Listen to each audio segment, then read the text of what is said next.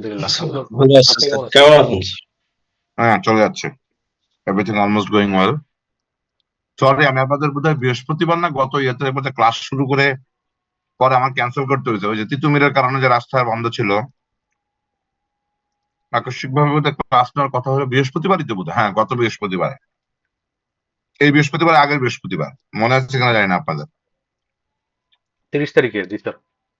হুম। তো আমি বাসা অফিস থেকে বেরিয়েছিলাম 5টায়, রাত্র 8টা বাজেও গুলশানে সেম লোকেশনে দাঁড়াইছিল। পরে হালিম ভাইরে বললাম যে কোনোভাবেই সম্ভব না, পরে বোধহয় উনি অল্টারনেটিভলি ম্যানেজ করছিল আপনাদের সাথে, জি স্যার। তাই না? হ্যাঁ। আচ্ছা। তো সোফার আপনাদের আমার যতটুকু পর্যন্ত ডিসকাশন হয়েছিল, কারো কোনো কোশ্চেন বা কোনো কনসার্ন আছে অ্যাজ অন ডেট? না স্যার।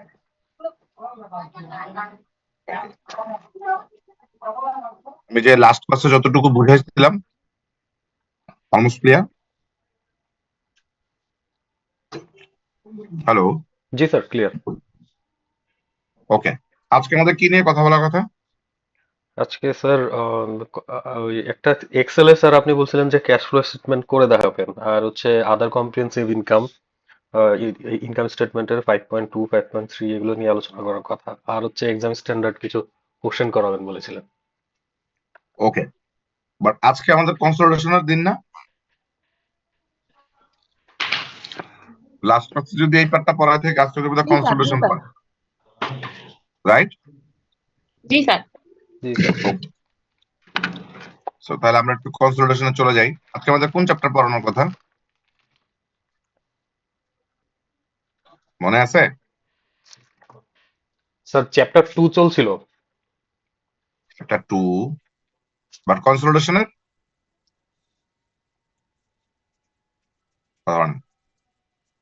বুঝতে সমস্যা হচ্ছে।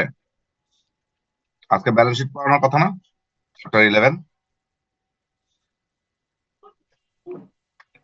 কি কোনো কনফিউশন হচ্ছে আমাকে বলে বলতে পারেন। না না স্যার, সামহাউ এটা নোট করা হয়নি বোধহয়, মিস হয়েছে। ওকে, ফাইন। আচ্ছা, রিগার্ডিং ক্যাশ ফ্লো, আমি জাস্ট এটা শুরু করার আগে একটু এটার ব্যাপারে একটু কথা বলে যাই। আপনারা ফার্মে বা জব পার্সপেক্টিভ অফিসে ক্যাশ ফ্লোর সাথে কানেক্টেড কজন?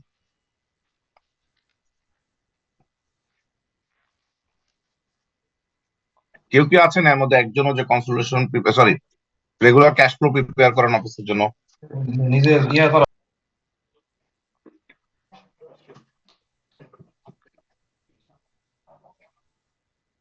প্রিপেয়ার করিনি বুঝি স্যার। না, আবার কি বলেন? হ্যালো। স্যার আমার করা হয়নি, অন্য কেউ। আপনাদের কেউ প্র্যাকটিক্যালি হুম, ফার্মে বা স্যার অফিসে করেন না? করছি sir sir sir cash flow practice করছি স্যার। না না, আমি হচ্ছে প্র্যাকটিক্যালি অফিসে করছেন কিনা, অফিসের জি কাজে স্যার, বা ফার্মে। করছি স্যার। আপনারা কোন মেথডটা ফলো করেন? Sir direct method. করেন কিভাবে? প্রথমে স্যার ওই collection from turnover and others operating এ, আর payment to supplier including taxation এরকম দিয়ে, আর বাদ বাকি যেগুলো স্যার সেগুলোতে অ্যাজ ইউজুয়াল, অপারেটিং বাদে বাদ বাকি যেগুলো সেগুলো তো অ্যাজ ইউজুয়াল যেভাবে সেগুলো। বাট এটার সাথে কি ব্যাংক স্টেটমেন্টকে লিংক করেন নাকি ব্যাংক স্টেটমেন্টকে লিংক করেন? স্যার ব্যাংক স্টেটমেন্ট লিঙ্ক করি স্যার। কিভাবে? স্যার কালেকশনের সাথে স্যার আমি যখন ওই এটা ক্লোজিং টার্নওভারটা স্যার, মানে নিট কালেকশনের সাথে ক্লোজিং টার্নওভারটা মাইনাস করে ওপেনিং টার্নওভারটা প্লাস করি স্যার, ওইটার সাথে হুম ব্যাংক স্টেটমেন্টের আমার টোটাল ডিপোজিট যেটা হুম সেলসের হুম। ডিপোজিট দুইটা সমান মিলে স্যার এটা। তাহলে ব্যাংক স্টেটমেন্টে অনেক আপনার আদার্স চার্জেস বা ইন্টারেস্ট ইনকাম এগুলো থাকে না? থাকে স্যার, কিন্তু সেগুলো তো আমি আগে রিকনসিল করে ফেলি যে ব্যাংক স্টেটমেন্ট থেকে আমার সেলস বাবদ এত টাকা ঢুকছে, ইন্টারেস্ট ইনকাম এত টাকা ঢুকছে, ট্রান্সফার এত টাকা আছে। হুম, তার মানে ওইটাকে আগে কার্ভ আউট করে ফেলেন, তাই তো? জি স্যার। ওকে, তাহলে এই মেথডটা আপনাদের করা লাগে কেন? আপনারা কি লিস্টেড কোম্পানি নাকি অন্য কোনো কারণে করেন? স্যার কিছু কিছু কোম্পানির ক্ষেত্রে স্যার করতে বলে, স্যার করে দেখতে, স্যারকে রিপোর্ট করতে হয় কিছু কিছু কোম্পানির ক্ষেত্রে। স্যার মানে ব্যালেন্স শিটের অবস্থা দেখে বলে দেয় যে এটা ক্যাশ ফ্লোটা এভাবে একটু মিলাই নিয়ে আসেন তো কি অবস্থা দেখে এরকম, এজন্য। ওকে, এটা মানে আলটিমেটলি রিপোর্টেড ফিনান্সিয়ালসে যাওয়ার জন্য না। না স্যার, এটা আমরা এইভাবে করে স্যারকে একটা দিয়ে আমাদের সিনারিওতে এরকম আসতেছে স্যার, আর ক্লায়েন্ট তো অ্যাজ ইউজুয়াল ক্লায়েন্টেরটা প্রেজেন্ট করে। হ্যাঁ, তখন স্যারের মতো একটা ডিসিশনে পৌঁছে। ওকে, তার মানে আমি আপনারটা যদি বুঝে থাকি তাহলে that's mostly related to the fund flow analysis. But ah, মানে কি একদম কি cash flow from operating activities, investment, financing separate করেন নাকি? জি স্যার, হুম, করি স্যার। জি করি sir. Okay, that's nice, which is good. But okay, but সেক্ষেত্রে আমার আন্ডারস্ট্যান্ডিং আমি দেখছি যারা ডিরেক্ট মেথডে করে 100% টাই আউট করে করানো কিন্তু কঠিন। কঠিন এই সেন্সে, আপনার যে ক্যাশ প্রসিড ব্যাংকে পাচ্ছেন, আপনারা বিভিন্ন সময় বিভিন্ন ফিক্সড অ্যাসেটের আইটেম বা নন রেকারিং যে আইটেম গুলা বিক্রি করে দেন, সেখান থেকে টাকা পান না? জি পাই স্যার। তো ওইটাকে হুম, আলাদা করেন কিভাবে? স্যার ওইটা তো আছে ফিক্সড অ্যাসেট সেলস এর ওইখানে। স্যার একটা ট্রিটমেন্ট, ইনভেস্টিং অ্যাক্টিভিটিস একটা ট্রিটমেন্ট দিই ওটার জন্য। ফাইন, কিন্তু আপনি তো বলতেছেন ব্যাংক স্টেটমেন্ট থেকে ধরে জিনিসটাকে ট্র্যাক করে নেন, সেটা ট্র্যাক করেন জি কিভাবে? কারণ আপনার তো টাকা তো ঢুকে হচ্ছে কাস্টমার। জি স্যার, ওটা আছে মানে কোন ফিক্সড অ্যাসেটটা সেলস করছে, কোন ডেটে ব্যাংকে ডিপোজিট হয়েছে, এটা ক্লায়েন্ট স্যার আইডেন্টিফাই করে দেয় যে আমার এই ও ডিপোজিটের আচ্ছা আচ্ছা এগেনস্টে আচ্ছা এই আচ্ছা, ফিক্সড ওইটা অ্যাসেটটা আইডেন্টিফাই সেলস করে দেয়। হয়েছে। ওকে জি স্যার। ওকে ওকে ওকে ওকে, তার কারণে আপনারা ডিসপোজালটা মিলাই নিতে পারেন। ওকে, জি স্যার। দ্যাটস না পারফেক্ট। আচ্ছা, আর আপনারা ডিভিডেন্ড ডিভিডেন্ড দিলে সেটা ট্রিটমেন্ট কি করেন? স্যার সেটা তো ফাইন্যান্সিং অ্যাক্টিভিটিসে করে ট্রিট করে স্যার। ফাইন্যান্সিং এ ট্রিট করেন। ওকে, জি স্যার। ডিভিডেন্ড ডিক্লেয়ার্ড ট্রিটমেন্ট কি ক্যাশ ফ্লোতে রাখেন? না স্যার, ডিভিডেন্ড যতটুকু ঠিক পেইড হয়েছে ততটুকু। ওকে, সেক্ষেত্রে শেয়ার ডিভিডেন্ড দিলে? আর শেয়ার ডিভিডেন্ড দিলে স্যার ক্যাশ ফ্লোতে কোনো ইমপ্যাক্ট আসে না স্যার। কিন্তু আমার তো শেয়ার ক্যাপিটাল বাড়ছিল, সেটাকে তাহলে ইম্প্যাক্ট দেখান কিভাবে? স্যার এটার ইমপ্যাক্ট তো স্যার ক্যাশ ফ্লোতে দেওয়ার কখনো প্রয়োজন হয়নি আমার। এরকম আর কি। মানে আমার এরকম সিচুয়েশন কখনো স্যার সৃষ্টি হয়নি আমার সামনে। ওকে, ঠিক আছে, গুড ওয়ান, ফাইন। আচ্ছা, আমি একটু জাস্ট বলে রাখি, আমরা যে ডিরেক্ট মেথডটা করেন, এটা করলে আপনার ম্যানেজমেন্টের কি লাভ বলে আপনার মনে হয়? কেন করতেছে? স্যার এটা ম্যানেজমেন্টের লাভের কথা বলতে পারবো না, তবে আপনার ফাইন্যান্সিয়াল স্টেটমেন্ট যারা দেখে, তো ডিরেক্ট মেথড আর ইনডিরেক্ট মেথডের কিছু পার্থক্য দেখা যায়। যেমন ইনডিরেক্ট ডিরেক্ট মেথডটা দেখলে আমার সেলস হয়েছে ঠিক আছে এত টাকা, কিন্তু সেলস বাবদ কালেকশন হয়েছে কত টাকা এটা বুঝতে পারি। যে আমার সেলসটা বাড়ানোর জন্য, সেলসটা বেশি দেখানোর জন্য রিসিভেবল বাড়ায়, যে অপারেটিং ক্যাশ ফ্লো যেটা সেটা নেগেটিভ হলে সেক্ষেত্রে গোয়িং কনসার্নের একটা থ্রেট চলে আসে। এরকম কিছু অ্যানালাইসিস স্যার আমরা করতে পারি ডিরেক্ট মেথডে করলে। মোটামুটি আপনার এপিএস এর যে চেহারাটা স্যার সেটা ডিরেক্ট মেথডে ফুটে ওঠে কিছুটা।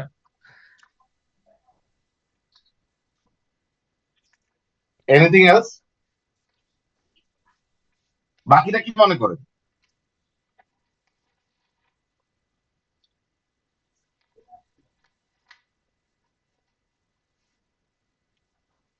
বাকিদের কারো কোনো থট?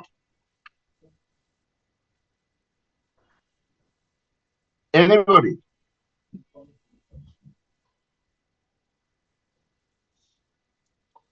কারো কোনো থট নাই?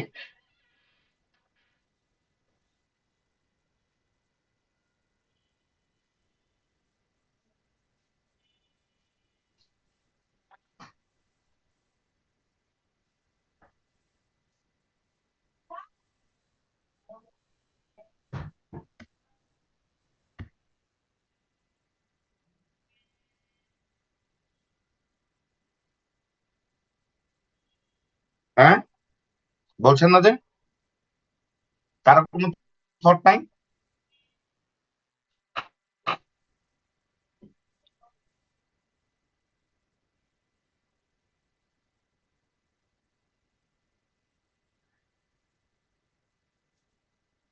কেউ কিছু বলতে চান না? শুধু শুনতে চান?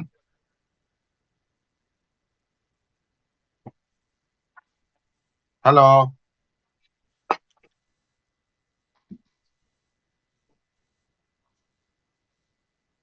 আপনারা কি সবাই মিউট নাকি? স্যার হ্যালো, শুনতে পাচ্ছি স্যার। কার কোনো বক্তব্য নাই? আমার পক্ষ থেকে নাই স্যার। ওকে, মানে আপনি আমার প্রশ্নটা কি বুঝছেন নাকি বক্তব্য নাই বুঝতে হ্যাঁ পারছি? স্যার, হ্যাঁ স্যার, মানে আপনি ইনডাইরেক্ট মেথড আর ডাইরেক্ট মেথড দুইটার মধ্যে কোনটা এফিশিয়েন্ট বেশি স্যার বা আমি কি একটু কারণে? একটা জিনিস বলতে চাচ্ছিলাম স্যার। বলেন। স্যার যেটা হচ্ছে যে উনি যেটা বললেন যে যে শেয়ার যেটা মানে বোনাস ইস্যুর ক্ষেত্রে যেটা ইম্প্যাক্ট নাই বললেন, জি, হ্যাঁ, যে সেখানে তো ইম্প্যাক্ট তো থাকবে, কারণ বোনাস ইস্যুটা তো দেওয়া হচ্ছে রিটেন আর্নিংস থেকে। তো সেটা রিটেন আর্নিংস থেকে টাকাটা আমার তো ইয়াতে শেয়ার ক্যাপিটালে আসছে না। তো সেক্ষেত্রে তো একটা ইম্প্যাক্ট থাকার কথা। ওকে, আমি বলি এটা ক্যাশ ফ্লোতে কোনো ইম্প্যাক্ট আসে না, কারণ হচ্ছে একদিকে শেয়ার ক্যাপিটাল বেড়ে যাওয়া, যেই পজিটিভ ইম্প্যাক্টটা আসে সেইটা কার্ভ আউট হয়ে যায় রিটেন আর্নিংস এর কমে যাওয়া দিয়ে, যার ফলে ক্যাশ ইম্প্যাক্ট এখানে আসে না। বাট এই জিনিসটা প্র্যাকটিক্যালি বোঝাটা আমি জাস্ট বুঝতে চাইলাম যে আপনারা এটা বুঝতে পারতেছেন কিনা। Okay, let me try to explain you, কারণ বাকি উনি হয়তো বুঝছে ওনার মতন করে, যার জন্য আমি একটু আপনাদেরকে এক্সপ্লেন করার চেষ্টা করি। আপনারা কি আমার স্ক্রিন দেখতে পাচ্ছেন? জি স্যার, পাচ্ছি। ধরে নেন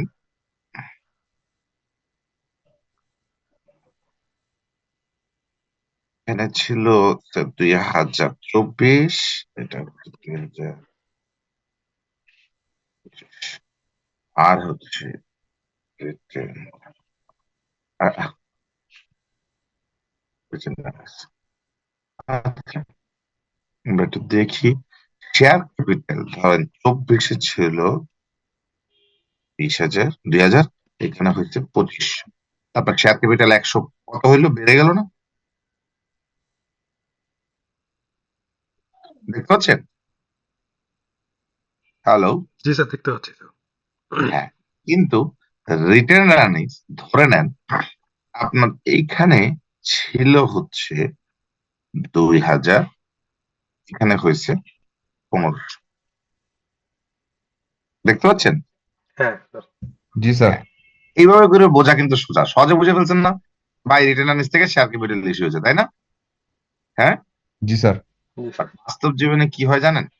রিটার্ন আর্নিংসটা থাকে হয়তো, পরীক্ষার হলে দেখবেন আমারা যদি বলেন আমি রিটার্ন আর্নিংসটা দিয়ে রাখবো এবার, তাহলে আপনি কি বুঝলেন, মিললো না?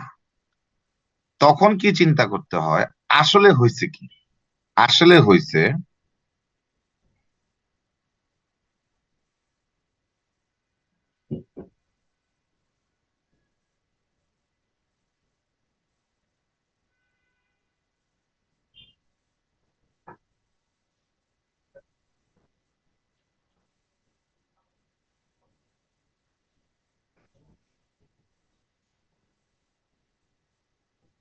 অ্যাকাউন্টটা দেখতে পান? জি স্যার, দেখতে জি পাচ্ছি। স্যার, দেখা যাচ্ছে।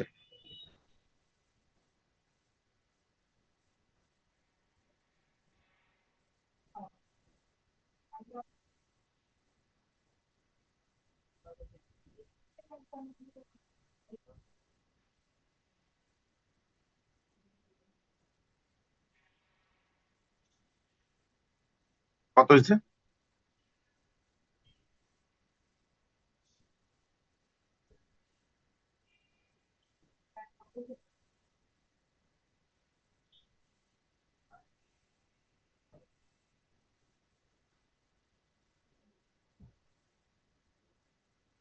তা,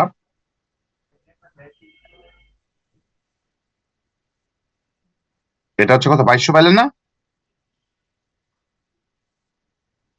এটা কি জি দাঁড়াইলো, মিললো না? মানে কি, এখানে আমাকে এখন ব্যাক ক্যালকুলেট করে যাইতে হবে, তাহলে এখানকার নাম্বারটা কত হইতে হবে?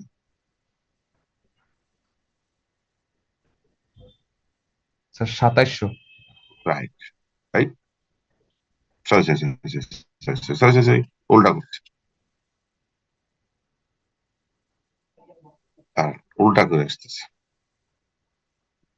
এটা লাগবে 2700, ইয়াস 2700 যদি হইতে হয়, এখানে যদি 2700 হইতে হয়, তাহলে এখানে কত লাগবে? 700। 700 বসাই দিই।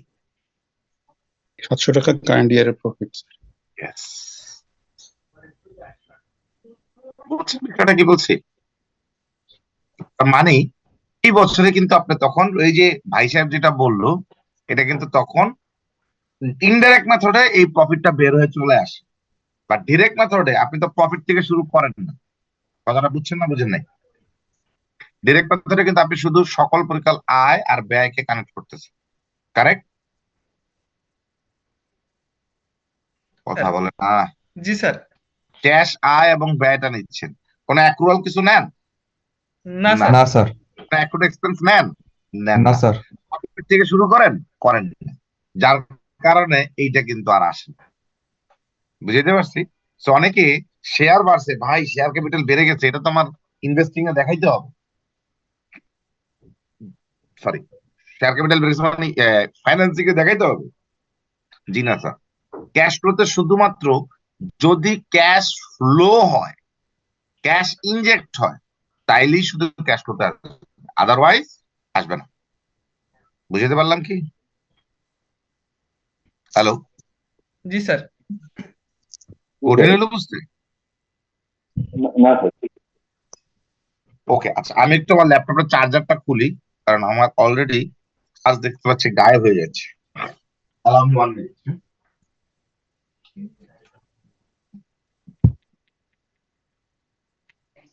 আমাকে 1-1.5 মিনিট একটু সময় দেন। জি স্যার।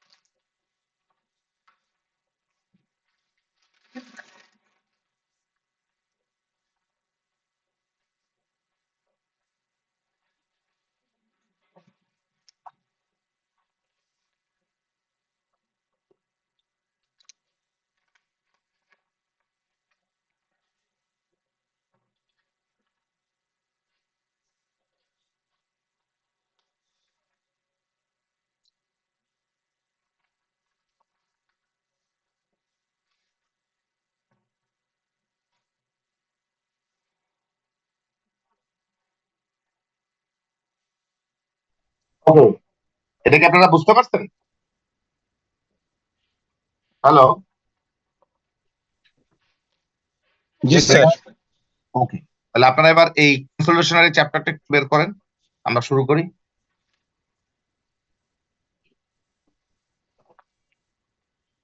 বইটা নেন, চ্যাপ্টারটা বের করেন।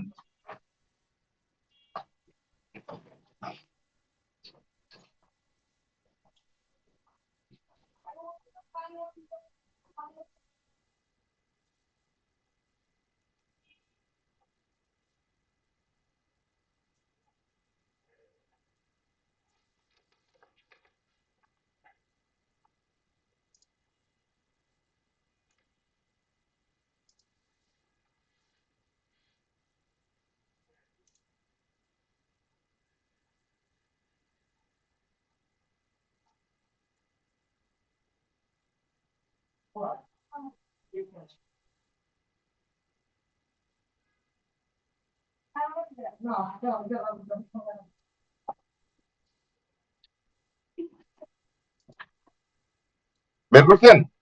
জি স্যার, বের করেছি। ওকে, এই পার্টের অনেকগুলো ডিসকাশন আমরা কিন্তু আগে করে ফেলছি। কিভাবে? কন্টেন্ট একটু দেখেন, দেখেন তো এই কন্টেন্ট গুলো কি কোন অংশ আমরা আগে আলাপ করছিলাম, করিনি?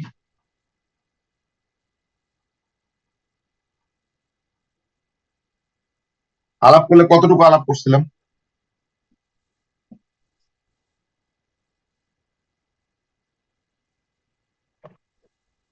যদি আমাকে একটু গাইড করতেন। আমরা কি স্টেটমেন্ট অফ ফিনান্সিয়াল পজিশন আর ওয়ার্কিংসটা দেখছিলাম?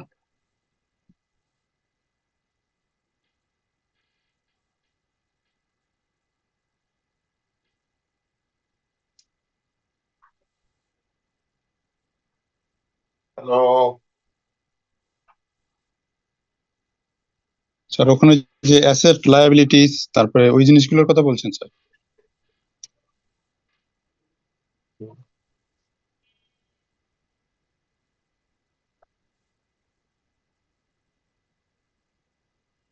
জাস্ট এ মিনিট, দেখেন তো এই ওয়ার্কিংসটার সাথে আপনারা পরিচিত কিনা। স্টেপ 1, স্টেপ 2, স্টেপ 3, 4 এন্ড 5, এই 5টা স্টেপকে আপনারা পরিচিত? হ্যালো। জি স্যার, এগুলোর সাথে পরিচিত। জি স্যার।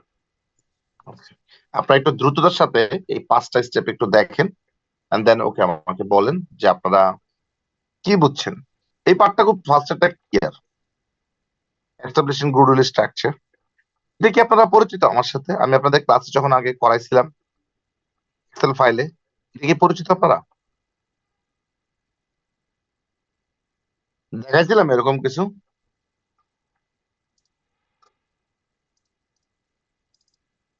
কারো কি মনে পড়ে? কি আবার কি লিখলো?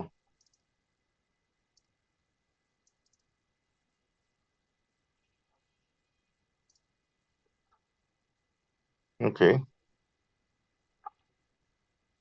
একটু বলবেন এটা কি আপনাদের, এটা কি পরিচিত না অপরিচিত লাগতেছে?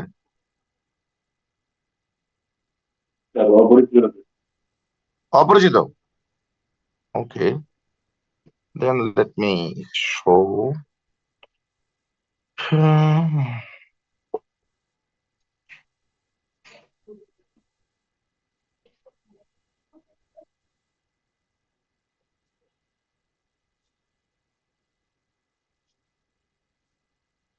দেখেন তো এই পার্টটা কি আপনাদের কাছে নতুন নতুন লাগতেছে না পুরাতন লাগছে? স্যার এটা প্রথম ক্লাসে এগুলো আপনি এগুলোর দেখাইছেন, কথা বলেছেন তখন স্যার। তো আমরা ওকে, স্যার বেসিক জিনিসগুলো সম্পর্কে আমাদের অত ধারণা ছিল না। এখন এখন তো একটু ধারণা আছে স্যার। আচ্ছা, এইটা ভার্সেস এইটা বুঝতে কোনো সমস্যা হচ্ছে?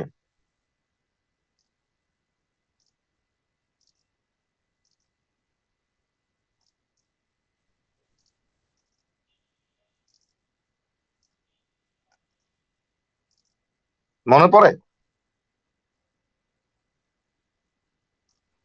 জি স্যার।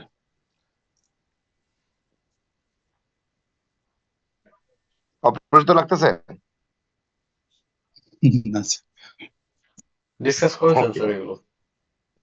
আচ্ছা, ঠিক আছে। এই পাঠটুকুতে আপনারা 18, 4 এবং 5 এটাও আমরা পড়াইছি, বাট আপনারা একটু কষ্ট করে এই দুইটা জিনিস একটু ঠান্ডা মাথায় একটু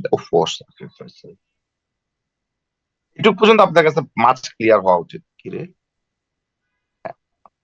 এতটুকু পর্যন্ত আপনাদের মাছ ক্লিয়ার হওয়া উচিত। স্টেপ 1 এন্ড স্টেপ 2 এই 3 পার্ট এবং এই 4 এবং 5 আপনারা পড়েন, পড়ে আমাকে বলেন আপনারা কতটুকু দেখছেন। এই এই এই আন্ডারস্ট্যান্ডিংটা বোঝা খুব crucial, very very crucial. So আপনারা 7:58 বাজে, 8:05 আমরা এটা নিয়ে কথা বলবো। ওকে, ঠিক আছে sir. Set out of file.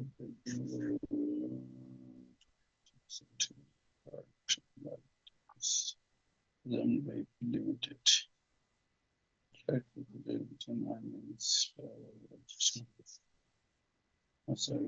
Operation goodwill consideration transfer.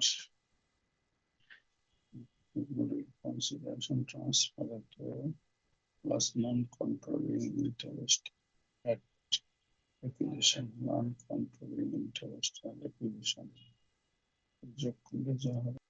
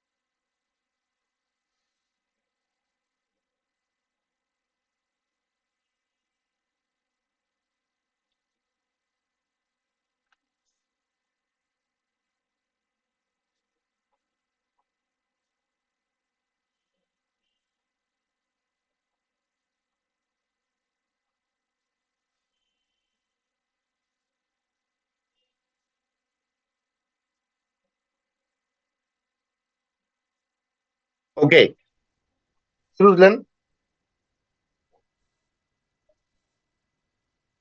Hello, দেখা শেষ হয় নাই?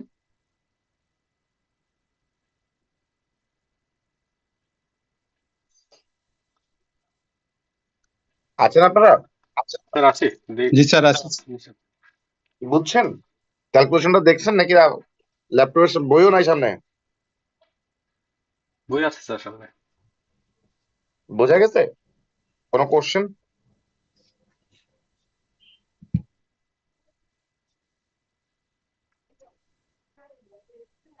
ক্যাপ্টেন সাহেব, দেখছেন বলছেন, স্যার বুঝছেন না বুঝছেন না সেটা বলেন নাই।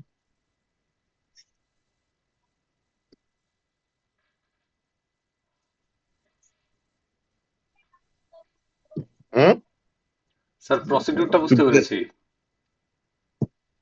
ওকে। বাকি সবার যদি বলেন সবাই বুঝতে পারছেন তাহলে পরের টপিকে চলে যাব। একটু বুঝাই দেন স্যার, তাহলে ভালো হবে আমাদের জন্য। আচ্ছা, প্রথম কথা হচ্ছে স্টেপ টুটা কিন্তু সবার বোঝার কথা। স্টেপ আমরা অলরেডি আলোচনা করছি এবং আমাদের অঙ্কের প্র্যাকটিক্যাল রিফ্লেকশনস দেখাইছি। এখানে কি হয়, এট ইয়ার এন্ড মানে এই বছরের যে ফিনান্সিয়ালস ভার্সেস অ্যাকুইজিশন ইয়ারের যে ফিনান্সিয়াল। ফর এক্সাম্পল, অ্যাকুইজিশন হয়েছে 2020-এ, you are sitting in 2024 year end, তাহলে 4 বছরের পোস্ট অ্যাকুইজিশন ব্যালেন্স কিন্তু একসাথে আসবে। অনেকে এটা ভাবে এটা বোধহয় 1 বছরের, এখানে কিন্তু 1 বছরের না। হ্যাঁ, আপনি যদি বলেন স্যার 1 বছর হইলেও হইতে পারে, হ্যাঁ সেটা হইতে পারে যদি অ্যাকুইজিশনের মেয়াদ হয় 1 বছর। এটা 30 বছরও হইতে পারে, ডাজন্ট ম্যাটার। আমি কি বুঝাইতে পারছি? যদি অ্যাকুইজিশন হয় 30 বছর আগে। এই কথাটা কি ক্লিয়ার সবার কাছে? ভাই কথা উত্তর দিতে হবে, যদি উত্তর না দেন তাহলে কিন্তু জি স্যার, কথা ক্লিয়ার। বলবো না। আচ্ছা, এবার আসেন গুডউইল পার্টটা। এটা কিন্তু আমরা বিভিন্ন ভাবে আপনাদেরকে আমি ক্যালকুলেশন করে করে দেখাইছি। একটা হলো কনসিডারেশন ট্রান্সফার। কনসিডারেশন ট্রান্সফারটা কই থেকে আসে? এই যে দেখেন, অ্যাট অ্যাকুইজিশন ডেটে যে আমার যেই নেট অ্যাসেটটা থাকে সেটার প্রপোর্শনেট পোর্শন কেনার জন্য আমি যে টাকাটা দিছি, আমরা কিন্তু যখন 10 নম্বর চ্যাপ্টার পড়ছি সেখানে আমরা দেখছি ডেফার্ড কনসিডারেশন আছে, কন্টিনজেন্ট কনসিডারেশন আছে। বাট আমাদের এই অঙ্কগুলোর ক্ষেত্রে দেখা যায় যে সরাসরি স্ট্রেট কাট ইনভেস্টমেন্ট ইন সাবসিডারিটা দেওয়াই থাকে। বাট সেক্ষেত্রে পরীক্ষার অঙ্কের ক্ষেত্রে দেখবেন অনেক ক্ষেত্রে বেশ কিছু অ্যাডজাস্টমেন্টস আসে এই কনসিডারেশনটাকে ট্যাগ অ্যালন করার জন্য বা রেকটিফাই করার জন্য। মানে আপনি যত টাকা দিচ্ছেন reported number statutory individual financial স্টেটমেন্টে যা আছে সেটাই একমাত্র ইনভেস্টমেন্টের অ্যামাউন্ট না। ওই পার্টটুকু আমরা কিন্তু আমাদের যখন 10 নম্বর চ্যাপ্টার পড়াইছি সেই পার্টে কিন্তু আলোচনা করছি। তো সেই পার্টের কনসিডারেশন আর এই যে নেট অ্যাসেট টোটাল, তার থেকে আমার যতটুকু পোর্শন অফ ইনভেস্টমেন্ট আছে সেইটার ভ্যালুটা মাইনাস করলে কিন্তু গুডউইল চলে আসে। এখন এরা আবার যেটা করে, বলে যে না আমরা এইভাবে করব না, আমরা কি করি, কনসিডারেশন ট্রান্সফার্ড প্লাস এনসিআই কে যোগ করে করে অ্যাট অ্যাকুইজিশন ডেটের এই যে আমার নেট অ্যাসেট ভ্যালুটা থাকে সেটা মাইনাস করে। এটাই কিন্তু দেখেন এখানে ওরা consideration transferred non controlling interest at acquisition যোগ করেছে, তার থেকে বাদ দিয়েছে কি value of the identifiable asset. এটা কেন করছে? কারণ তার কারণ হচ্ছে এই যে plus non controlling interest at acquisition, এটা বুক ভ্যালুতে যা আর ফেয়ার ভ্যালুতে ডিফারেন্ট হইতে পারে। ইন রিয়েলিটিতে আমরা যখন কনসোলিডেটেড ফিনান্সিয়ালস বানাই, এটা কিন্তু আমরা প্যারেন্টের জন্য বানাই। সে কি করে, সাবসিডিয়ারির fair value of net asset নিয়ে এত বাড়াবাড়ি করে না, সে একটা প্রপোর্শনেট ভ্যালু বেসিস বের করে রেখে দেয়। ওই নন কন্ট্রোলিং ইন্টারেস্টের লোকের কি ফেয়ার ভ্যালু অ্যাডজাস্ট হলে এটা তার প্রাইম কনসার্ন হয় না। এই কথাটা কি বুঝতে পারছি? হ্যালো, উম,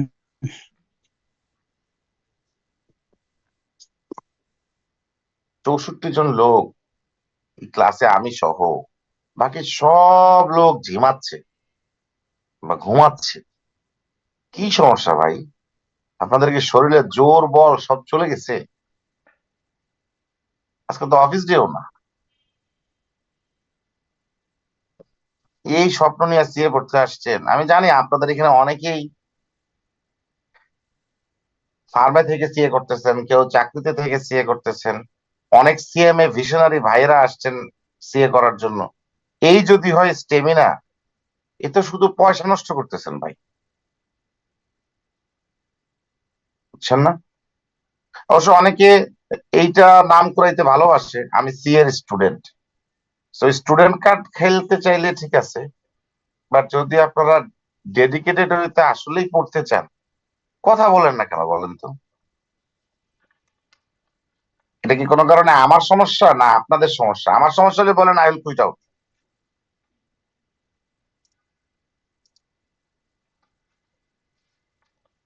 একটা লোকও কথা বলতেছেন আজকে? আমাদেরই কারো কি সমস্যা মন স্যার। টন খারাপ নাকি? না না স্যার, আমাদেরই প্রবলেম স্যার। আপনাদের আজকে ক্লাস ক্যান্সেল করে দিই, যেদিন আপনাদের প্রবলেম কাটবে সেদিন ক্লাস নেই। হ্যাঁ, এই স্যার যে ঠিক আছে, স্যার ঠিক আছে স্যার, সুন্দরভাবে পড়াচ্ছেন স্যার, একদম কনসেপচুয়ালি আমি সুন্দর পড়াচ্ছেন। পড়াচ্ছি, আমার আর সুন্দর বলার দরকার নেই, আমি এমনি সুন্দর, আমি জানি। I am now around 40 plus, so I know I am beautiful, and the day by day I'll be more beautiful, no doubt on that point. But how beautiful you are in your study, that's the point. কথা জিজ্ঞেস করলে উত্তর দিচ্ছেন না কেন আপনারা বলেন তো? এই যে হুমায়রা আপা আছেন, দেখেন, নাই। ফারিয়া আপা আছেন? ফারিয়া ফেরদৌস নিতু, রোল নাম্বার 198 আছেন? দেখেন, একটা ভিডিও ক্যামেরা বন্ধ করে দিয়া বাস আপনারা জাস্ট ঢুকে রেখে বসে থাকলেন। Is it should be the approach? এর পরের কাছে আসলে পরে যখন বলবো তখন বলবেন না এই জিনিসটা কথা বলছিলেন কি, শুনিই তো নাই। সত্যি কথা বলেন তো, এই ক্লাস করে আসলে কি লাভ হয় আপনাদের? কি ভ্যালুয়েট করেন? যদি বলেন পড়তে ভালো লাগতেছে না, ক্লাস ক্যান্সেল করে দিই, বাট এটা খুব ডিস্টার্বিং, বিশ্বাস করেন, very much annoying. Mohammad Ali আছেন? দেখেন, কোনো উত্তর নাই। মুজাহিদ হোসেন আছেন? দেখেন, স্যার দেখতে পাচ্ছেন? রাগিব হাসান আছেন? জি স্যার, আমি আছি। প্রবলেমটা কি হচ্ছে বলেন তো বেসিক্যালি?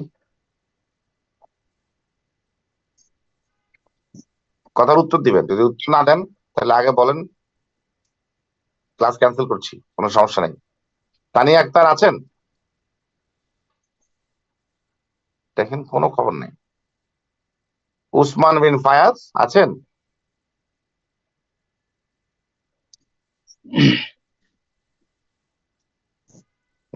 উনি কাশি দিলেন না অন্য কেউ কাশি দিল, বুঝতে পারলাম না। চমৎকার অবস্থা তো। স্যার বেসিক্যালি রাকিবুল, স্যার কনসলিডেশনটা আমরা অনেকেই ফার্স্ট টাইম করতেছি, তো আমরা তো ধরতে একটু কষ্ট হচ্ছে। বাট যেহেতু বললি তো আমি বুঝতেছি না, এই কথাটা বলার সাথে ফার্স্ট টাইম সেকেন্ড টাইমের তো প্রশ্ন না, আমার তো কনসার্ন পয়েন্টটা তো ওইখানে যে আপনি কথা বলছেন না কেন, নাকি এটা ধরে নিচ্ছেন যে অন্য কেউ বলুক আমি চুপ থাকি, তাই তো? আর কেউ কথা উত্তর দিচ্ছে না। দাঁড়ান, মনটা ভালো করার চেষ্টা করি, একটা গল্প বলি। এই গল্পটাকে শুনছিলেন স্যার যে রাজা একটা পুকুর কাটছে, পুকুর কাটার পরে সে মন্ত্রীকে জিজ্ঞেস করতেছে আমি এইটাকে দুধ সাগর বানাবো। তো সে তখন মন্ত্রী বললো এটা কিভাবে করা যায়? বলছে, রাজামশাই আপনি একা করতে গেলে অনেক সময় লাগবে, কষ্ট হবে, আমরা 10 পরগনার সবাইকে বলি তারা যাতে 5 কেজি করে দুধ এই কাটা পুকুরে ঢেলে দেয়, তাহলে এটা দুধসাগর হয়ে যাবে। তো রাজামশাই তো ব্যাপক খুশি। রাজামশাই পরের দিন পাইপ পেয়াদের দিয়া পাঠাই দিল যে ভাই পুরা গ্রামের সবাই রে জানায় দাও কালকের ভোর অবধি সুযোগ আছে, সবাই 5 কেজি করে দুধ ফেলে দাও, তাহলে এটা মানে দুধসাগর হয়ে যাবে। তো দেখতে পাচ্ছি সন্ধ্যার পর থেকে রাজামশাই দেখতেছে মানুষজন আসে কেন, দেখলো ব্যাপক লোক কলসি নিয়ে ধরে ধরে আসতেছে। তো রাজা তো খুব খুশি এবং সে এক্সপেক্ট করতেছে পরের দিন সকালে উঠে দুধ সাগর দেখতে পাবে। এর ভিতরে তার মন্ত্রী পরিষদের লোকও আছে। তো সে পরের দিন সকালবেলা ঘুম থেকে উঠে দেখে আরো মানুষ কলসি নিয়ে বাইরে গেট ভেঙে ফেলতেছে। তো রক্ষীরা কি করছে, গেট বন্ধ করে দিছে, যে আর দেওয়া লাগবে না, পুকুর উপচায় পড়ছে। তো সে খুব খুশি নিয়ে তার সৈন্য সামন্ত নিয়ে এসে দেখতে গেল, যে কি দেখতে পারে বলেন তো? পানি স্যার সব। সব পানি। কারণ কি, প্রত্যেকে চিন্তা করছে সবাই যদি দুধ দেয়, আমি এক কলসি পানি দিলে এটা ধরা পড়বে না, ইনক্লুডিং তার মন্ত্রী সহ। বুঝলেন নাই? So, এই অনলাইন ক্লাসের অবস্থা হচ্ছে এইটা। So, আমি কথা না বললে কোনো সমস্যা নেই, হ্যাঁ এইটা ঠিক। আবার যখন শেষ হবে, শেষে যখন বলতে হবে না না আমি তো কিছু বুঝি নাই, আজকের দিন আমার মুড আছে, আজকে আমি শুনবো, আর তখন আমি বলবো আমি বুঝি নাই। যেদিন আমার মুড নাই সেদিন আমি ক্লাসটা চালু করে দিয়ে হেডফোন দিয়ে কোনো একটা ওয়েব সিরিজ দেখে ফেলবো। দেখেন ভাই, আমারও কোনো ক্ষতি নেই, কারণ কি এই যে ক্লাসে ঢুকলাম। যদি মনে না করেন একটা কথা বলবো স্যার। বলেন বলেন বলেন। স্যার আমার কাছে যে জিনিসটা মনে হয়েছে স্যার, আপনি তো অনেক ওই বিশেষ করে যখন ওই এক্সেল এর ক্যালকুলেশনটা দেখাচ্ছিলেন, জি অনেক হাই লেভেলের ক্যালকুলেশন। আর বিষয়টা হচ্ছে যে যখন বেসিকটা পড়াচ্ছেন, এই বেসিকটা যদি আমাদের আন্ডারস্ট্যান্ডিং লেভেলে মানে চলে আসে, তখন ওই আপনার ক্যালকুলেশনটা আমাদের ইজি ভাবে ধরা যায় আর কি স্যার। তো এই যে আমার যে রিকোয়েস্টটা স্যার, আপনি তো অনেক কষ্ট করে বুঝাচ্ছেন, এই যে যেমন এখানে 5টা স্টেপের কথা বুঝাচ্ছিলেন আর কি। জি ঠিক আছে, এইটা যদি আমাদের এইখানে যে 5টা স্টেপ মানে কনসলিডেশনের জন্য, আমি যতটুকু বুঝি এটা ভেরি ভেরি ইম্পর্টেন্ট স্যার। এটা ছাড়া তো না বুঝলে আর কনসলিডেশন তো দূরে থাক, হাতও দেওয়া যাবে না আর কি। যেমন ওইখানে এই কখন কোনটা সাবসিডিয়ারি হবে কোনটা অ্যাসোসিয়েট হবে, এইটাই যদি আগে আমরা ধরতে না পারি, তাহলে স্যার এটা তো করতে ভাই পারবো না। সাহেব, এই জন্য স্যার আমার কাছে মনে হয়েছে স্যার, আপনি যে ডিসকাশনটা করতেছেন, জাস্ট একটু বেসিকটা যেটা বুঝাচ্ছেন এইটা বললে, তারপরে যে এক্সেলটা দেখাইলে মনে হয় একটু ভালো হতো। আর ভাই সাহেব, একটা জিনিস বলি, আপনার কথাটার সাথে আমি একমত। এই পার্টটা চলে একাডেমিক স্টাডিজ, যারা একাডেমিশিয়ান তাদের জন্য। আমরা যারা প্রফেশনাল স্টাডিতে আসছি বা আছেন, আপনি এখন কি সার্টিফিকেট লেভেলে আছেন না প্রফেশনাল লেভেলে আছেন? প্রফেশনাল লেভেলে স্যার। সো প্রফেশনাল লেভেলে যদি আপনি স্টাডি প্যাটার্নটা খোঁজেন বেসিক লেভেলে, এটা কিন্তু আলটিমেটলি আপনার জন্য কোনো ফ্রুটফুল রেজাল্ট দিবে না। জি এখানে স্যার। কিন্তু আপনাকে বেশ কিছু জিনিস, কারণ আপনারা দেখেন এই বইটার একটু একটা জিনিস আপনাকে দেখাইয়া আপনার এই প্রশ্নটার উত্তরটা দেওয়ার আমি চেষ্টা করি।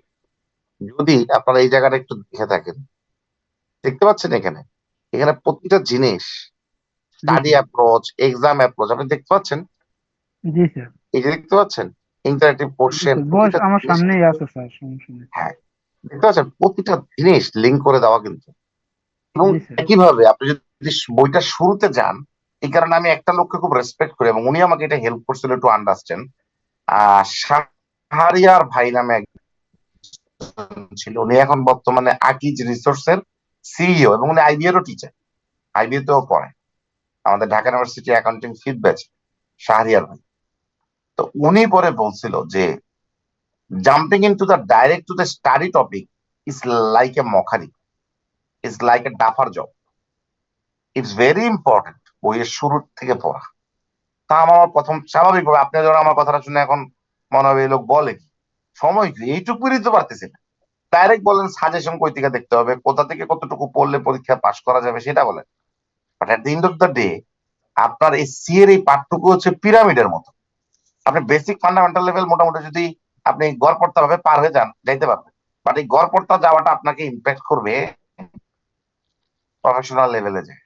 কারণ হচ্ছে এখানে কিন্তু কিছু জিনিস আপনাকে ইনকুইজিটিভ মাইন্ড অ্যাপ্লাই করতে হবে। হ্যাঁ, এই যে ধরেন আমি এক্সেলেরটা দেখাইছি, তখন আমি এই চ্যাপ্টারটা আগে পড়াইনি কেন? কারণ আপনি এখন যখন পড়তে যাবেন, you can better correlate with that excel number. Rather আমি যদি আগে থিওরি পড়াইতাম, এখন তো তাও আপনি ভিজুয়ালাইজ করতে পারতেছেন, আপনি কিন্তু সেই ভিজুয়ালাইজটা করতে পারতেন না। আমার কথাটার উত্তরটা ধরতে পারছেন না, পারেননি, যতক্ষণ আপনাকে আমি এক্সেলে না দেখাইতাম। জি স্যার থ্যাংক ইউ বুঝতে স্যার। পারছেন? জি স্যার। আর এটার ইম্প্যাক্ট কোথায় পাবেন আমি আপনাকে বলি, এই যে ফান্ডামেন্টালটা ক্লিয়ার করে যাচ্ছেন না, ইম্প্যাক্ট হবে কখন চান? আপনি খোঁজ নিয়ে দেখবেন আইসিবিতে অ্যাডভান্স লেভেলে কর্পোরেট ফাইন্যান্সিয়াল রিপোর্টিং এই কোর্সটায় শুধু একটা কোর্সে আটকায় আছে এরকম লোকের সংখ্যা কয়জন?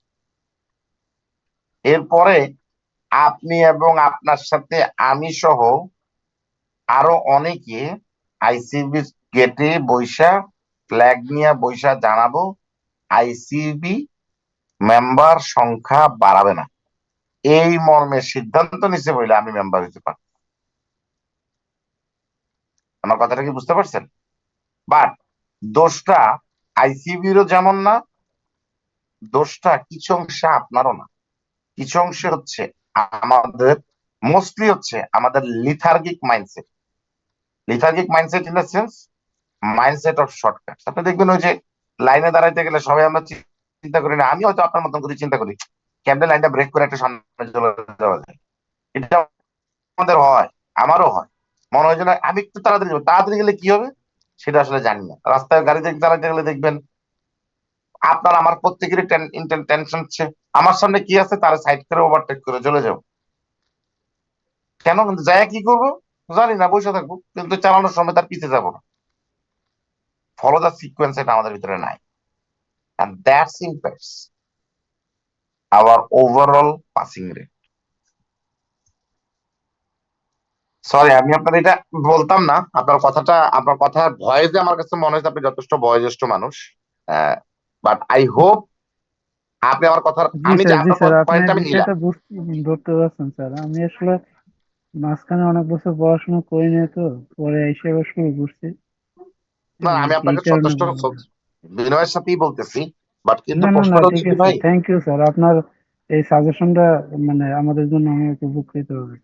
কারণ দিন শেষে যদি ধরেন আপনি, কেন সি এক্সামের ক্ষেত্রে তো ধরেন কেউ 70 পাইলো, কেউ 78 পাইলো, আর কেউ 65 পাইলো, এটা যেমন গ্রেড ব্যাটার করে না। আপনার যেমন সে একাডেমিক স্টাডি সিজিপিএ একটা রান রেটের পরে doesn't matter, say like whatever your CGPA is nobody give a shit on it. আপনি একবার যখন চাকরিতে ঢুকে গেছেন, ঢোকার সময় লোকে হয়তো বা হালকা দেখে, বা তারপরে কিন্তু আলটিমেটলি কে কি সিজিপিএ পাইলো দিলো দেখলো সার্টেন লেভেল পরে এটা কেউ কি ম্যাটার করে না। That's why that academic study until and unless আপনি একাডেমিশিয়ান হওয়ার জন্য শিক্ষক হওয়ার র্যাট রেসে নামেন, আফটার দ্যাট র্যাট রেস কেউ সিজিপিএ জিজ্ঞেস করে না, বরং কিছু অংশে সিজিপিএ বেশি থাকলে লোকেরা তারা জ্ঞান পাবে হিসেবে ট্রিটমেন্ট দেবে। এভারেজে লোকে তারা মনে করে সে জ্ঞান পাবে, অতিরিক্ত জ্ঞান। বাট ইন প্রফেশনাল স্টাডি এটা কিন্তু সিজিপিএ বেস না। You have to pass a certain level of calibre, sorry certain level of milestone to be qualified for the pass. Otherwise তো ভাই আপনি একই বৃত্তে বারবার ঘুরতে থাকবেন। বুঝতে পারলাম? জি স্যার। এই আদারওয়াইজ নাহলে এই কষ্ট কইরা কি লাভ? সন্ধ্যার পরে আপনিও কষ্ট করে বসে আছেন ফ্যামিলিকে, কারণ আমি বুঝতে পারি আপনাদের প্রত্যেকের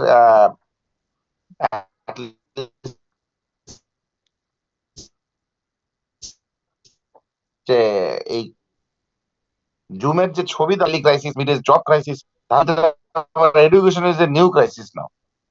হ্যালো, জি স্যার। কেন জানি শোনা যাচ্ছে স্যার, তার মাঝখানে ভিতরে একটু আবার কেটে গেছে। এডুকেশন ক্রাইসিস কে অ্যাড করে লাইফ কেয়ার কত কমপ্লিকেটেড করবেন, unless you are not serious about it.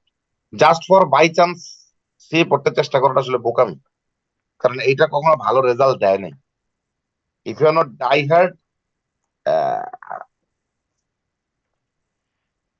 dedicated person to focus on your passing of the CA exam, it will not give any good result.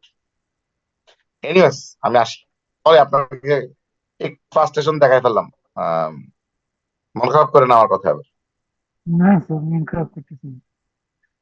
I am not discouraging you, but আমি এতটুকু বলতে চাই সেই অনুপ্রেরণাটা আপনার প্রতিটা লেভেলে থাকা উচিত। আদারওয়াইজ এই লেভেলে বাইরে হয়তো এই কুস্তে আপনি বাইরে হয়ে যাবেন, বাট বাকি কোথাও না কোথাও যে আপনার এই শর্টফল অফ মেন্টালিটির কারণে আটকে যাবে। এখানে সিএ তো আমি দেখি নাই বাই চান্স সিএ পাস করে ফেলেছি কেউ। আমার দেখা, আমি তো অনেকদিন যাবত পাঠে আসি, প্রত্যেকের সাথে কেস স্টাডিতে কোনো না কোনো ভাবে দেখা হয়ে যায়। আমি কোনো বাই চান্স পার্সোনালিটিকে দেখিনি সিএ পাস করে ফেলতে। বাট আবার এমন অনেককে চিনি যারা by chance personality but CA তে দীর্ঘদিন যাবত চলতেছে, এবং আশ্চর্যজনক ভাবে জিনিসটা দুঃখজনক, এমন জায়গায় এসে ঝুলে যায়, না পারে সে ছাইরা যাইতে, না পারে সে ধরে রাখতে।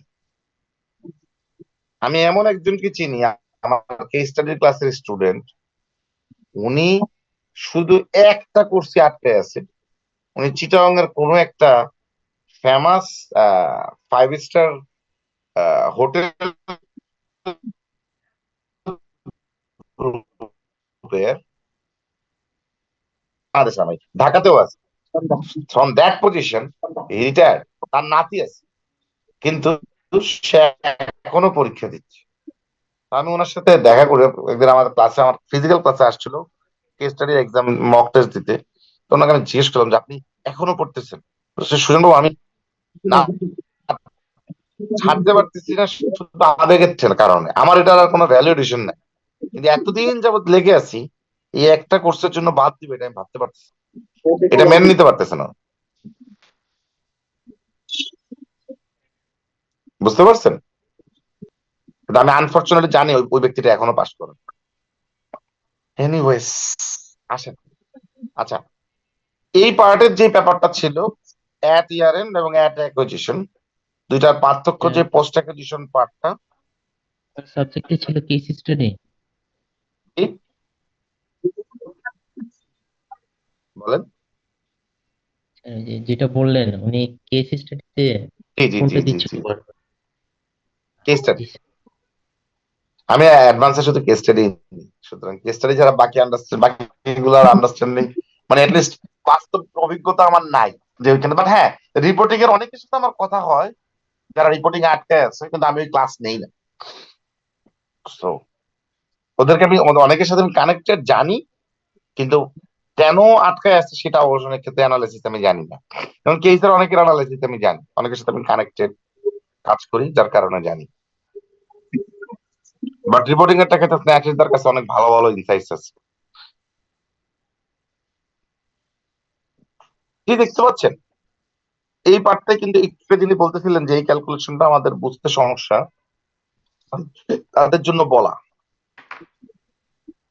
এই পার্টটুকু আমি যে আলোচনা করছিলাম at year end at acquisition আর পোস্ট অ্যাকুইজিশনের পার্থক্যটা, এটাই কিন্তু আমি এখানে রিফ্লেক্ট করছি। আচ্ছা, একটু আসি গুডউইল পার্টটা। গুডউইল পার্টটা ছিল কনসিডারেশন ট্রান্সফার। এটা মোস্টলি আসলে হচ্ছে আমার অ্যাকুইজিশন রেটের এই ইনভেস্টমেন্ট ভ্যালুটা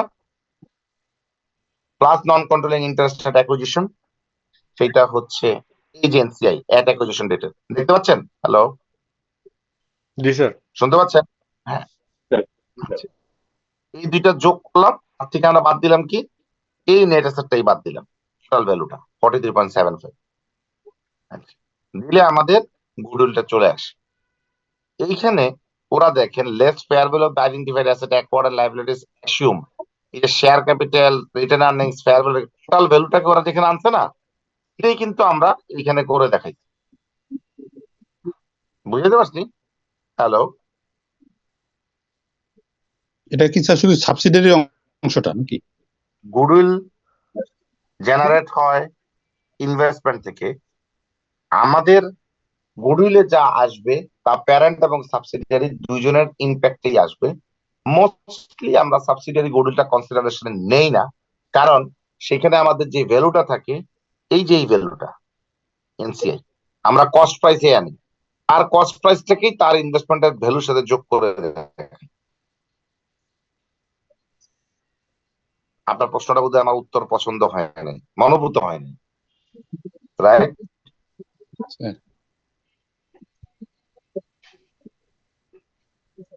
আচ্ছা, আবারও বলার চেষ্টা করি।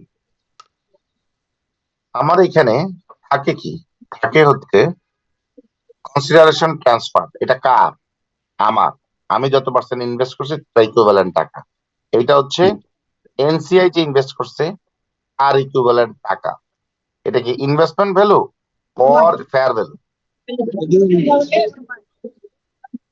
ভাই যার বাসা থেকে একটু ফ্যামিলি মেম্বার কথা বলছে, খুলে দিয়ে হয়তো উনি দিগম্বর হয়ে ঘুরে বেড়াচ্ছেন, ওনাকে বলবো একটু মিউট করে দিন। জি, আচ্ছা। এইটা যেটা হচ্ছে অ্যাট অ্যাকুইজিশন যেটা আছে নন কন্ট্রোলিং ইন্টারেস্ট, সেইটার ফেয়ার ভ্যালুটা আসে, তার মানে টোটাল 100%, এবং 100%-এর এগেনিস্টে যে আমার fair value of the identified asset, সেটা টোটালটা আমরা বাদ দিই। এই যে টোটাল ফেয়ার ভ্যালুটা বললাম, এখানে আমাদের কি কি আসছে? সে ধরছে শেয়ার ক্যাপিটাল, রিটেন আর্নিংস এবং ফেয়ার ভ্যালু অ্যাডজাস্টমেন্ট, কিন্তু অ্যাট অ্যাকুইজিশন ডেটে এই জিনিসটা কিন্তু আমরা এই অঙ্কের এক্সেলটা আপনাদেরকে আমি শেয়ার করছিলাম না ক্যাপ্টেন সাহেব? স্যার এই এক্সেলটা হ্যালো, আমরা পাই না স্যার, এই এক্সেলটা আমরা পাইনি। এটা না পাইলেও এটা এই ট্যাবটা যে আপনি পাইছেন এটা আমি গ্যারান্টি দিয়ে বলতে পারি, কারণ এটা আমি আলাদা বের করে রাখছিলাম। এই যে এই ফাইলটা আপনাদেরকে আমার দেওয়া আছে, আমি জানি। এনিওয়েজ, আমি এইটাও দিয়ে দিব, টেনশনের কোনো কারণ নাই। আচ্ছা, আসি এইবার আমাদের আসেন গুডউইল অ্যাট অ্যাকুইজিশন পাইলাম। এই গুডউইল থেকে আমরা ইমপ্লিমেন্ট শিখাইছিলাম আপনাদের কোন আলাপ করছিলাম? হ্যালো,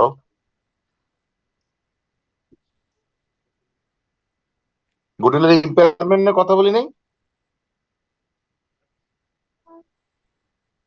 স্যার বলছিলেন sir, O my god.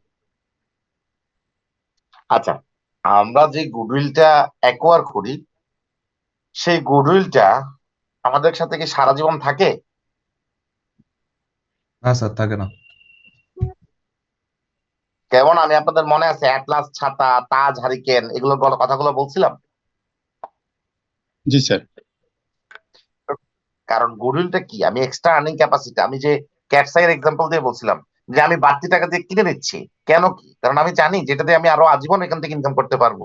But আমার জেনারেশনের কাছে যে ক্যাটসাইয়ের ভ্যালু, এখনকার জেনারেশনের কাছ থেকে ক্যাটসাই সেম ওয়েট পাচ্ছে, সেম ভ্যালু প্রপোজিশন ক্রিয়েট করে রাখতে পারতেছে? Answer is no. দিনে দিনে সেটা কমবে। তো যদি ইম্পেয়ারমেন্ট হয় তাহলে গুডউইল থেকে বাদ যাবে, আর প্যারেন্টের রিটার্ন আর্নিংস থেকে, কনসোলিডেটেড রিটার্ন আর্নিংস থেকে বাদ যাবে। ওকে, এইটাই হচ্ছে সেই গুডউইল অ্যাট অ্যাকুইজিশন এবং ইম্পেয়ারমেন্ট টুডে। আচ্ছা, এই যে একটু আগে যেটা আমরা বললাম যে প্রসেস, যেটা এলিমিনেশন বলি, এই এলিমিনেশন জার্নালটা এলো এইটা। নেট অ্যাসেট এটা ডেবিট হয়ে যাচ্ছে, গুডউইল ডেবিট হয়, ইনভেস্টমেন্ট অফ দ্য প্যারেন্টটা ক্রেডিট হয়ে যায়, আর নন কন্ট্রোলিং ইন্টারেস্ট ক্রিয়েট হয়। তার মানে গায়েব হয়ে যায় দুইটা জিনিস, নেট অ্যাসেটটা এবং ইনভেস্টমেন্ট ইন সাবসিডারিটা, এই দুইটা লাইন গায়েব হয়ে যায়।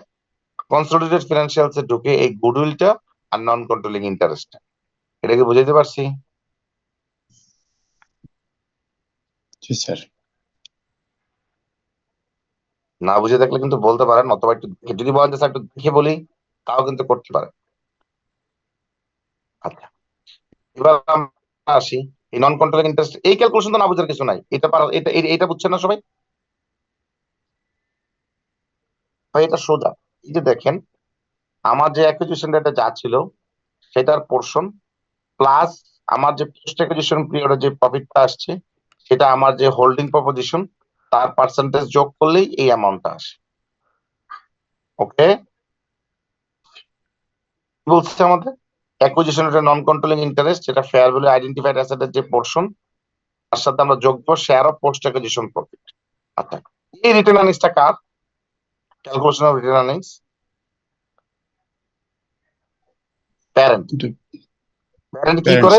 তার নিজের পুরা রিটার্ন আর্নিংসটা আনে, সাবসিডিয়ারির ক্ষেত্রে তার পোস্ট অ্যাকুইজিশন পিরিয়ডের যে প্রফিট জেনারেট হয় সেটাকে আনে, অ্যাসেটে যদি কোনো ফেয়ার ভ্যালু অ্যাডজাস্টমেন্ট ইমপ্যাক্ট থাকে সেটাকে আনে, গুডউইল ইম্পেয়ারমেন্ট টু ডেটটা বাদ সে যদি হয়ে থাকে সেটা সে বাদ দেয়, তাহলে এটা পেয়ে যায়। এই ফেয়ার ভ্যালু অ্যাকুইজিশন যদি একটা দিকে আপনার মনে প্রশ্ন আসতে পারে, শুধু কি একটাই আইটেম হতে পারে? না, কেন না? এখানে খেয়াল করে দেখ,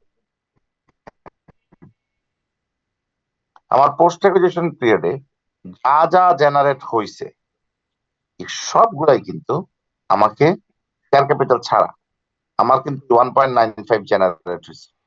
এই 1.95 পুরোটা কি আমার? Answer is no. 1.95 এর প্রপোর্শনেট পোর্শন আমার, প্রপোর্শনেট পোর্শন এনসিআই এর। এই প্রপোর্শনেট পোর্শন যখন আসবে, দেখেন প্রফিট থেকে আসছে কত, 1 টাকা 25 পয়সা। ভ্যালুয়েশন রিজার্ভ থেকে কিন্তু আমার আরো কমে গেছে, প্যাটার্ন থেকে কমে গেছে। হ্যালো, শুনতে পাচ্ছেন আমাকে? জি স্যার, জি শুনতে স্যার। পাচ্ছি। হ্যালো, শুনতে পাচ্ছি স্যার। কন্টিনিউ লেভেল থেকে 1 টাকা বেড়ে গেছে। এই জিনিসগুলো কিন্তু আমার সব গুড রিটেন আর্নিংস এর সাথে অ্যাডজাস্ট হয়ে যাচ্ছে। অন টপ অ্যাডজাস্ট হচ্ছে কি আমার গুডউইলের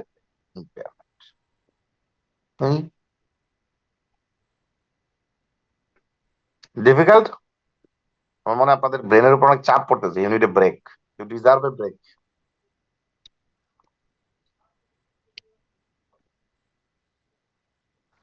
যদি কারো বুঝতে সমস্যা থাকে বলতে পারেন কিন্তু এখনো, কারণ আসলে পরে আমরা পরে ম্যাথমেটিক্যাল ইম্প্যাক্টে চলে যাব।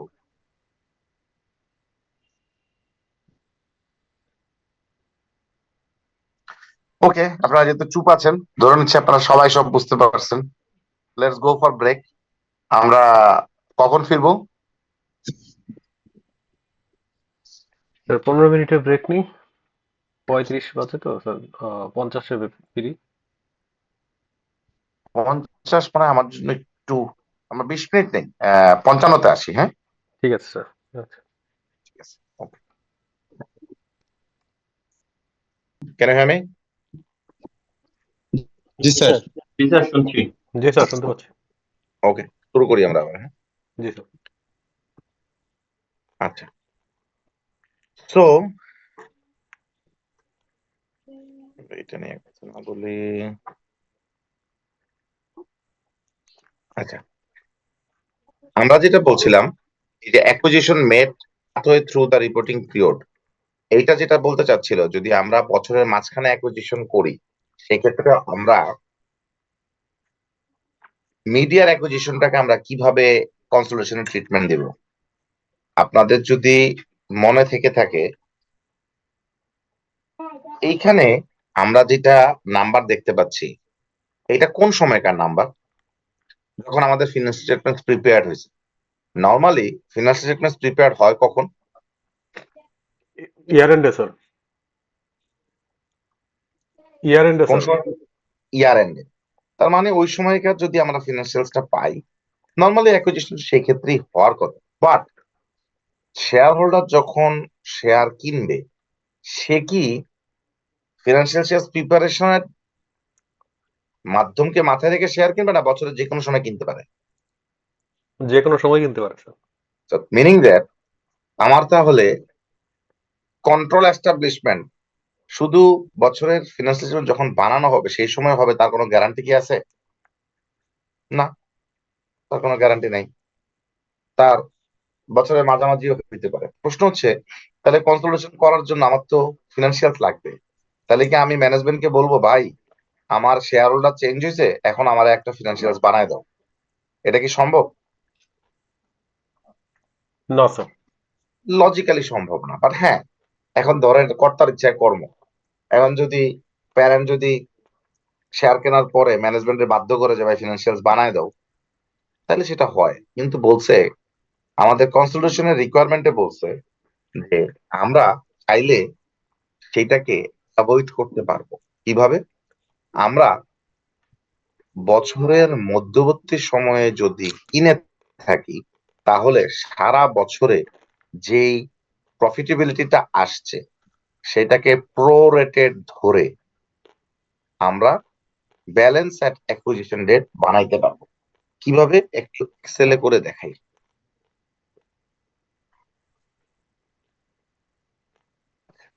দেখতে পাচ্ছেন?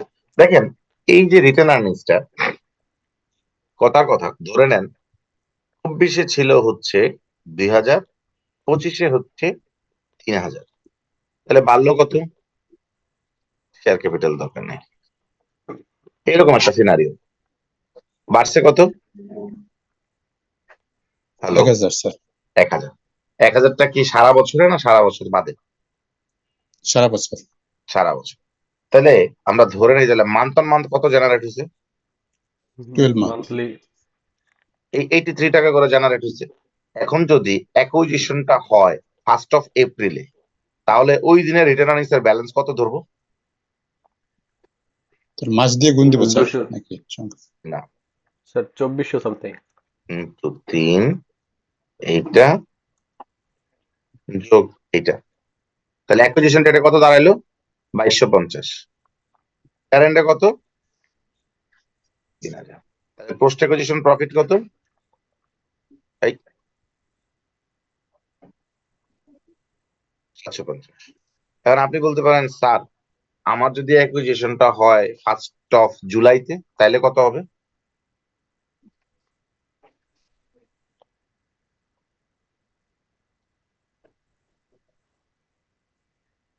বুঝতে পারছেন? যদি বলেন 1st of 6 অক্টোবরে, 10 6 জায়গায় 9, ঠিক আছে? আর যদি বলেন স্যার 1st of জানুয়ারিতে, বুঝতে পারতেছেন আমি কি বলতেছি? জি স্যার, বুঝতে পেরেছি। এখন যদি বলেন স্যার 1st of নভেম্বরে, ক্লিয়ার? হ্যালো, জি স্যার, ক্লিয়ার। এই কথাটাই এখানে ওরা বলছে। এই ক্যালকুলেশনের জায়গাটুকু একটু পড়েন। এই কথাটা বুঝছেন? অ্যাক্রুড ইভেনলি ওভার ইয়ার। কারণ আপনি বলতে পারেন স্যার বছরে 6 মাস, প্রথম 6 মাস তো লস হইতে পারতো, রাইট?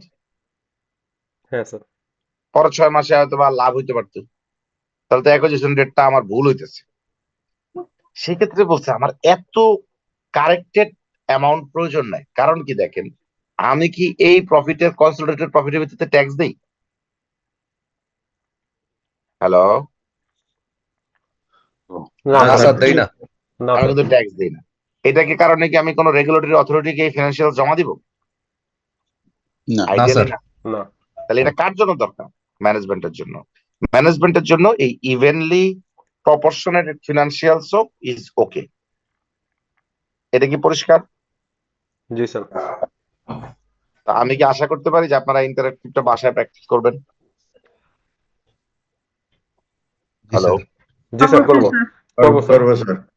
ওকে, আছেন। এখনকার এই গল্পটা মজার। এটা বোধহয় আমি অলরেডি আলাপ করছিলাম। ইন্টার গ্রুপ ব্যালেন্সেস, এটা মানে কি?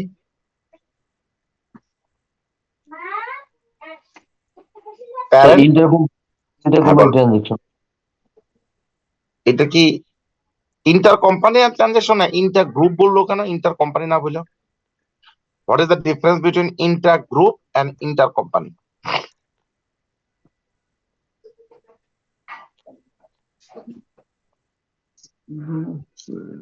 একটা হচ্ছে ইন্ট্রা, একটা ইন্টার, দুটার ভিতরে পার্থক্য আছে কিন্তু। ইন্টার কোম্পানি আমরা ইন্টার কোম্পানি পড়ি না আর দেখি না আমরা, যারা মাল্টিন্যাশনাল কোম্পানিতে চাকরি করি তাদের দেখবেন গ্রুপের আদার্স কোম্পানির সাথে যে ট্রানজেকশন হয় সেটা আমরা রিলেটেড পার্টি ডিসক্লোজারে দিই না, যেটাকে আমরা ইন্টার গ্রুপ ট্রানজেকশন বলি। সরি, ইন্টার গ্রুপ মানে ইন্টার কোম্পানি। দুটার মধ্যে পার্থক্য কি?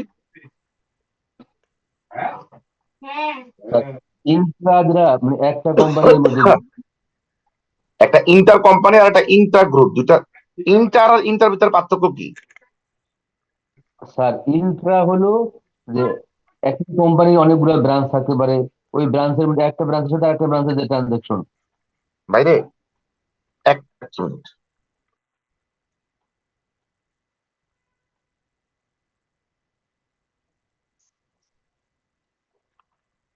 আচ্ছা। ইন্ট্রা মানি হচ্ছে উইদিন, আর ইন্টার মানি আউটসাইড দ্য কোম্পানি। তো এখানে ইন্ট্রা কোম্পানি কিন্তু বলে না, ইন্টার গ্রুপ, তার মানে উইদিন দ্য গ্রুপ প্যারেন্ট এবং সাবসিডিয়ারির ভিতর যদি কোনো ট্রানজাকশন হয়, বা প্যারেন্ট সাবসিডিয়ারি অ্যাসোসিয়েটের ভিতর যদি কোনো ট্রানজাকশন হয়, সেটাকে আমরা বলতেছি ইন্ট্রা গ্রুপ।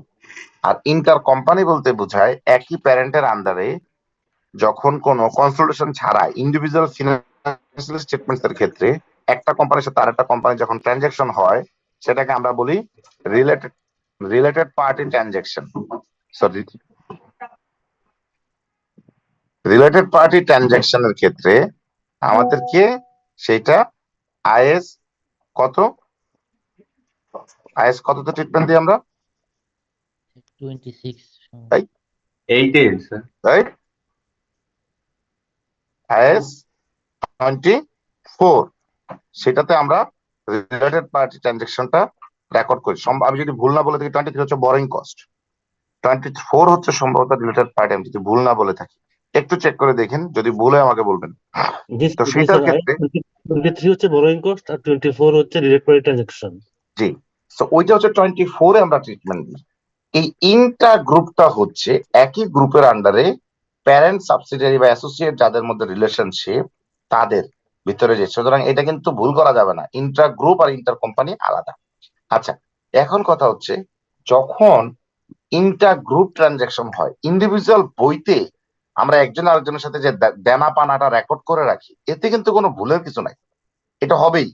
কারণ হচ্ছে সেইটা আমরা লিগ্যাল ফর্ম অনুযায়ী করি।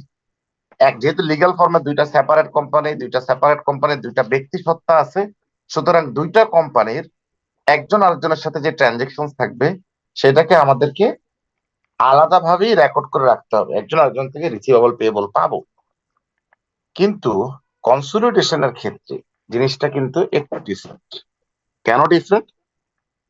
কনসোলিডেশন বলে আমাদের basis of preparation of the consolidated financials হচ্ছে সিঙ্গেল এন্টিটি কনসেপ্ট, মানে এই দুই কোম্পানি আসলে লিগ্যাল ফর্মে সেপারেট হইলেও অপারেশন আসপেক্টে একজন আরেকজনের সাথে কানেক্টেড। তাহলে আমার করণীয় কি আছে? আমাকে এই দুইজনের ভিতরে যা ট্রানজেকশন আছে সেটাকে ইলিমিনেট করতে হবে। আপনারা যদি মনে করে দেখেন, আমি কনসালটেশন পড়াশোনার সময় শুরুতে এটা আলাপ করছিলাম যে চকবাজারের ব্যবসায়ী বাবা তার 3টা গোডাউনে তার 3টা ছেলেকে বসাইছে। মূল আড়তে বাবা বসে, বাবার কাজ হচ্ছে ছেলেদের কাছে বস্তায় বস্তায় প্রোডাক্ট পাঠানো, তারা সেখান থেকে বিক্রি করে। মনে আছে আপনাদের কি কথাটা? তাহলে ছেলেরা যে বিক্রি করলো, এই বাবার থেকে ছেলে পায় না। ছেলে কি বাবারা টাকা দেয়? দেয় না। বাবাকে ছেলেরা টাকা দেয়? দেয় না। কিন্তু দিন শেষে ওই ক্যাশের যা টাকা থাকে ছেলে আর বাবা দুজনের ভিতরে ক্যাশটা রিকনসাইল করে নেয়। তো যার কারণে কি দাঁড়ায়, 3 ছেলের ভিতরে দেখা যায় একটা মনোমালিন্য থাকে। বড় ছেলে বলতে চায় ছোট ছেলে সারাদিন ঘুরে বেড়ায়, কোনো কাজ টাজ করে না, দোকানে ঠিক মতন সময় দেয় না, আমি প্রচুর পরিশ্রম করি, কিন্তু ছোট ছেলে করে না। তখন বাবা কি করে, এদের ভিতরে একটা লাভের টাকা ঢুকায় দেয়। কিরকম? সে বলে আমি তোমার কাছে যা পাঠাইছি তুমি 100 টাকায় পাইলে 5 টাকা 105 টাকায় বিক্রি করবা, তাহলে লাভ কত হবে? 5 5 টাকা। টাকা। জি, তাহলে যে যত বেশি বিক্রি করবে তার লাভের অ্যামাউন্টটা বেড়ে যাবে না কমে যাবে? বেড়ে যাবে স্যার। তাহলে এইটা দিয়ে 3 ছেলের কে কত টাকা আয় করলো সেটা বাইর করা যাবে না যাবে না? যাবে স্যার। বাট এতে করে বস্তুত সকল টাকার মালিক কে, বাবা না ছেলেরা? বলো। বাবা। বাবা। বাবাই স্যার। বাবাই তো মালিক, কারণ এটা তো জয়েন্ট কোম্পানি, জয়েন্ট ব্যবসা। বাবাই কিন্তু দিন শেষে কনসোলিডেট করে। তো বাবা দিন শেষে কি দেখবে, ছেলের কাছে যা ইনভেন্টরি পাঠাইছে আর ছেলে যা লাভ করলো, এই দুইটার ভিতরে আলটিমেটলি এই লাভটা তো বিক্রি হয়েছে থার্ড পার্টির কাছে বইলেই লাভ হয়েছে, রাইট? কথা বুঝছেন না বুঝেন নাই? বুঝছি স্যার, হ্যাঁ, বুঝছি স্যার। সে এতে করে বাবা হিসেব করতে পারলো ছেলে কয় টাকা লাভ করলো। এখন ছেলের বাবা আমারে বললো, বাবা খাটি তো আমরাও, তোমারও লাভের টাকাটা আমি বুঝতে চাই, তুমি কয় টাকা লাভ করলা? তো বাবা যখন বললো ফাইন, আমি এখন থেকে তোমাদের কাছে মাল পাঠাবো, আমি যদি 100 টাকায় কিনি তোমাদেরকে পাঠাবো 102 টাকা করে, তাইলে ছেলেদের লাভ কত করে হবে এখন? 3 টাকা। 3 টাকা। তাহলে টোটাল লাভ কত হবে? 5 টাকা। দেখেন লাভ টাকা। পরিমাণ কি বাড়ছে? না, না। লাভ না কিন্তু স্যার। একই রকমই আছে। কিন্তু বাবা তাহলে কি করলো, 3 জনের ধরেন যদি পাঠায় তাহলে 3 দুগুণে 6 টাকা করে লাভ, মানে 300 বস্তা যদি পাঠায় থাকে, এক বস্তা 2 টাকা যদি লাভ থাকে, তা লাভ হবে 600 টাকা। আর ছেলেরা যদি সেটা পুরা বিক্রি করে ফেলতে পারে তাহলে 300 ইন্টু 3 টাকা করে তার লাভ থাকবে 900 টাকা। বাট বাস্তবিকে বাবা ছেলের কাছে যা পাঠাবে ছেলে কি সপ্তাহ বিক্রি করে ফেলতে পারবে, এটা গ্যারান্টি আছে? না না। স্যার। যদি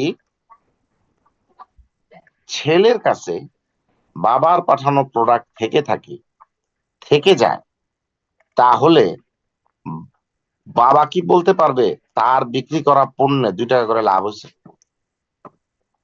না স্যার। না, কারণ থার্ড পার্টির কাছে তো সেটা বিক্রি হয় নাই। বাট দেখেন, প্রত্যেকের বইতে যখন হিসাব করবে, বাবা কিন্তু বাবারটা হিসাবে 2 টাকা করে লাভ লিখেই ফেলবে। বাট বাস্তবিকে কিন্তু লাভ হয় নাই। বাস্তবিকে সেটা কি হয়েছে, শুধু দোকান পরিবর্তন হয়েছে। কারেক্ট? এক জি ঘর স্যার। থেকে আরেক ঘরে গেছে। তাহলে প্রথম বুঝতে হবে, বাবা ছেলেকে যা দিল সেটার ভিতরে যে রিসিভেবল পেবল থাকবে, এটাকে আমরা বলতেছি ইন্টার গ্রুপ ব্যালেন্সেস। বছরের শেষে এই ধরনের যদি কোনো ব্যালেন্স থাকে, আমাদের প্রথম কাজ এই ব্যালেন্সটা ইলিমিনেট করে ফেলা। মানে একজনের রিসিভেবল থাকলে, আরেকজনের পেবল থাকলে, এই রিসিভেবল এবং পেবলটা ইলিমিনেট করে ফেলতে হবে। কারেক্ট? জি স্যার। তাহলে তো স্যার আচ্ছা, রিসিভেবল ব্যালেন্স পেয়েবল ব্যালেন্স তো সেম থাকবে। আইডিয়ালি সেম হওয়ার কথা, কিন্তু সবসময় কি সমান হবে? না স্যার, সবসময়। সবসময় তো সমান নাও হইতে পারে। কারণ কি? কারণ ছেলে বাবারে টাকা পাঠাইছে, টাকাটা রাস্তায় আছে, মানে ব্যাংকে টাকা ট্রান্সফার দিছে। সেই টাকা ট্রান্সফার দেওয়ার কারণে সেই টাকাটা হইতে পারে তার অ্যাকাউন্টে তখন আসে নাই। না আসলে, ছেলে তো পাঠাই দিছে, বাবাকে রিসিভ দেখাবে? না স্যার। তাহলে দুজনের সমান কি মাইনাস হবে?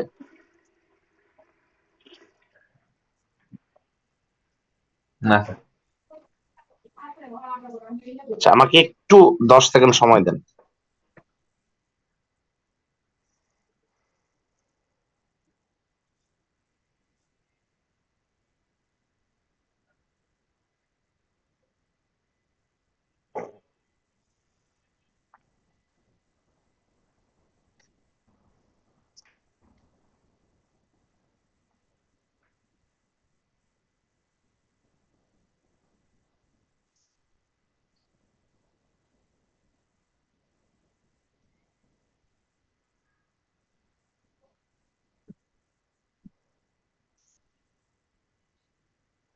হ্যাঁ, তাহলে যদি এরকম হয়, তাহলে সেটাকে আমরা কি বলবো?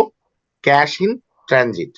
তাহলে প্যারেন্টের যদি থাকে 20,000, সাবসিডির আছে 15,000, তাহলে প্যারেন্ট 5,000 টাকা বেশি আছে, মানে কি রিসিভেবল? সাবসিডিয়ারি হয়তো টাকাটা পাঠাই দিচ্ছে, টাকাটা এখনো ব্যাংকে আসে নাই, তাহলে সেটা ক্যাশ ইন ট্রানজিট হবে। একইভাবে উল্টাটাও কিন্তু হইতে পারে। কি হইতে পারে? প্যারেন্ট বিক্রি করছে, সেটা প্যারেন্টের জন্য রিসিভেবল, সাবসিডিয়ারির জন্য পেয়েবল। তো প্যারেন্ট রিসিভেবল বাড়ায় দেখাইছে, কিন্তু প্যারেন্ট সাবসিডিয়ারি এখনো প্রোডাক্টটা রিসিভ করে নাই, তাহলে কি পেয়েবল?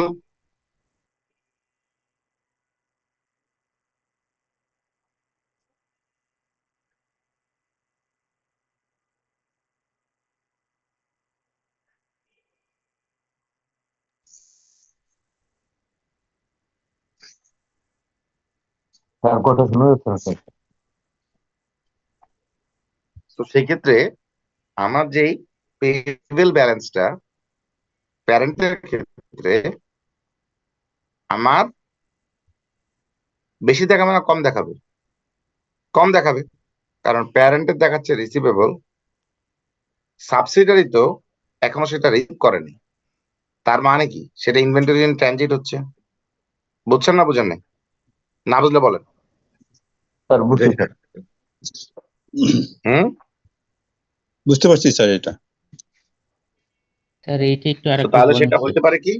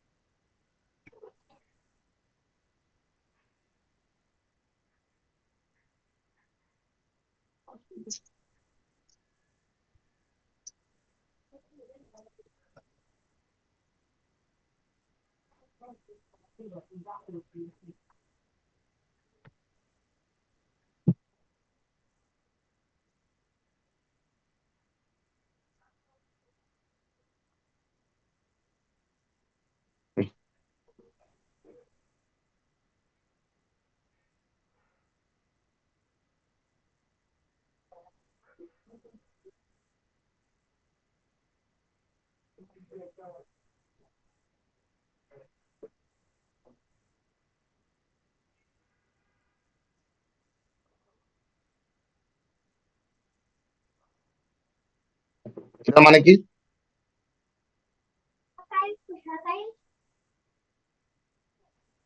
এটার মানে স্যার দুইজনেই পেয়েছে, ইনি পাঠাইছে, উনি পেয়েছে জিনিসটা, এই, সাবসিডারি। এটা আছে রিসিভেবল আর পেবল, তাহলে পাঠাইলো কই? সরি স্যার, পাঠাইলো কোথায়? রিসিভেবলে 20,000 আছে, পেয়েবলে 20,000 আছে, মানে মানে প্রোডাক্ট পাঠাইছে, পাঁচজন পাইছে আর কি, সেটা বলছেন তাই তো? পাইছে। জি হ্যাঁ, যদি এরকম হয় আর রিসিভেবল এই সিচুয়েশনটা, তখন sir transit, inventory in transit থাকবে। মানে কি এই আচ্ছা স্যার, 25,000 বাদ, 20,000 বাদ, তাহলে 5,000 তো ব্যালেন্স মিললো না। এই 5,000কে আমরা জি কি বলবো? 5,000। সাবসিডিয়ারি তখন ট্রানজিটের টাকাটা দিবে, মানে ট্রানজিটের মধ্যে আছে, প্যারেন্টস কে ইয়েস, দিবে। তার মানে এই 25,000 বাদ যাবে, 20,000 বাদ যাবে, 5,000কে কি বলবো আমরা? Cash in transit. ট্রানজিট। এটা ক্যাশ ইন ট্রানজিট আর ইনভেন্টরি ইন ট্রানজিট বাবা। Sir inventory in transit. Inventory cash in টাকা দিবে ট্রানজিট। তো, ইনভেন্টরি দিবে না, ক্যাশ টাকা দিবে। ভাই শোনেন না, দুইটাই কিন্তু হইতে পারে, হইতে পারে ইনভেন্টরি ইন ট্রানজিট, হইতে পারে ক্যাশ ইন ট্রানজিট। কিভাবে? এই যে অ্যাকাউন্টস রিসিভেবল আছে 25,000, তার মানে সে মাল পাঠাইছে, হ্যাঁ স্যার যার কারণে সে পাঠাইছে। বিক্রি দেখাই ফেলছে, কিন্তু টাকা আদায় করেনি, কারেক্ট? আর উল্টাও হইতে পারে, সাবসিডারি টাকা পাঠাই দিছে, কিন্তু প্যারেন্ট তো টাকা হাতে পায়নি, বলে কি তাহলে কি তার টাকা সে কমাবে? না। তাহলে দুইটাই পসিবল, ইনভেন্টরি ইন ট্রানজিটও হইতে পারে, ক্যাশ ইন ট্রানজিটও হইতে পারে। ক্যাশ ইন ট্রানজিট থাকতে পারে। তা এখন এখানে আমরা দেখলাম, সব যা দেখলাম প্যারেন্টই বিক্রি করলো, বাস্তবে কে গল্পটা এরকম হইতে পারে না?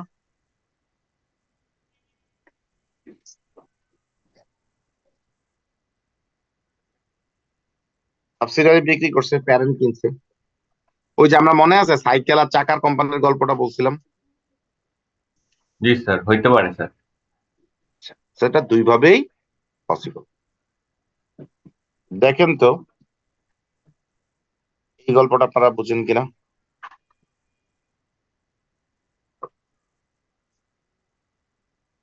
একটু দেখেন।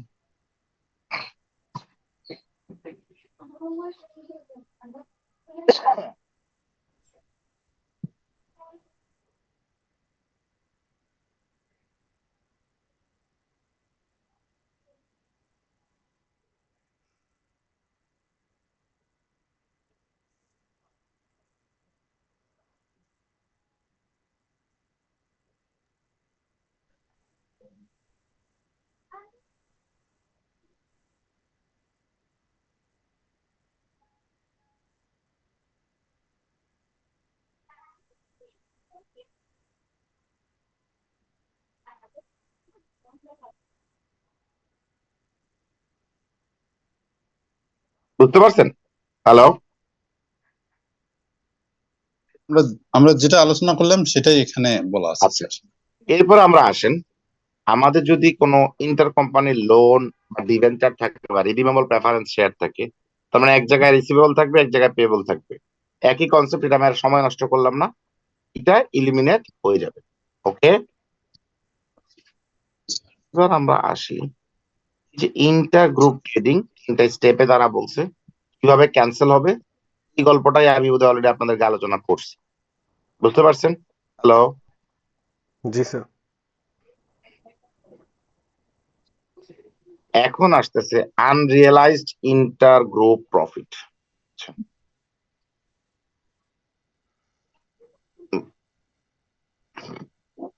এই জিনিসটাকে আপনাদের কাছে clear what is unrealised inter group profit? By the way, আজকে আমি আপনাদের এই ইন্টার গ্রুপ প্রফিটের এই কনসেপ্টটা আলোচনা করেই আজকে একটু আর্লি ক্লোজ করব। I am not feeling well. আপনারা যদি অ্যালাউ করেন আজকে আমি এইটুকু বুঝে আজকে ক্লোজ করব। আমি নেক্সট ক্লাসে বাকিটুকু একটু এক্সট্রা পড়াই সেটা কভার করব। এটা কি শিওর আপনাদের স্যার। জন্য ওকে? ওকে জি sir. Sir. Okay sir. Okay sir. আচ্ছা, আমি একটু এই কনসেপ্ট ধরাই দিয়ে আপনাদেরকে আমি আজকেরটা ক্লোজ করছি। প্রথম কথা হচ্ছে আনরিয়েলাইজড ইন্টার গ্রুপ প্রফিট কনসেপ্টটা কি? একটা মিনিট।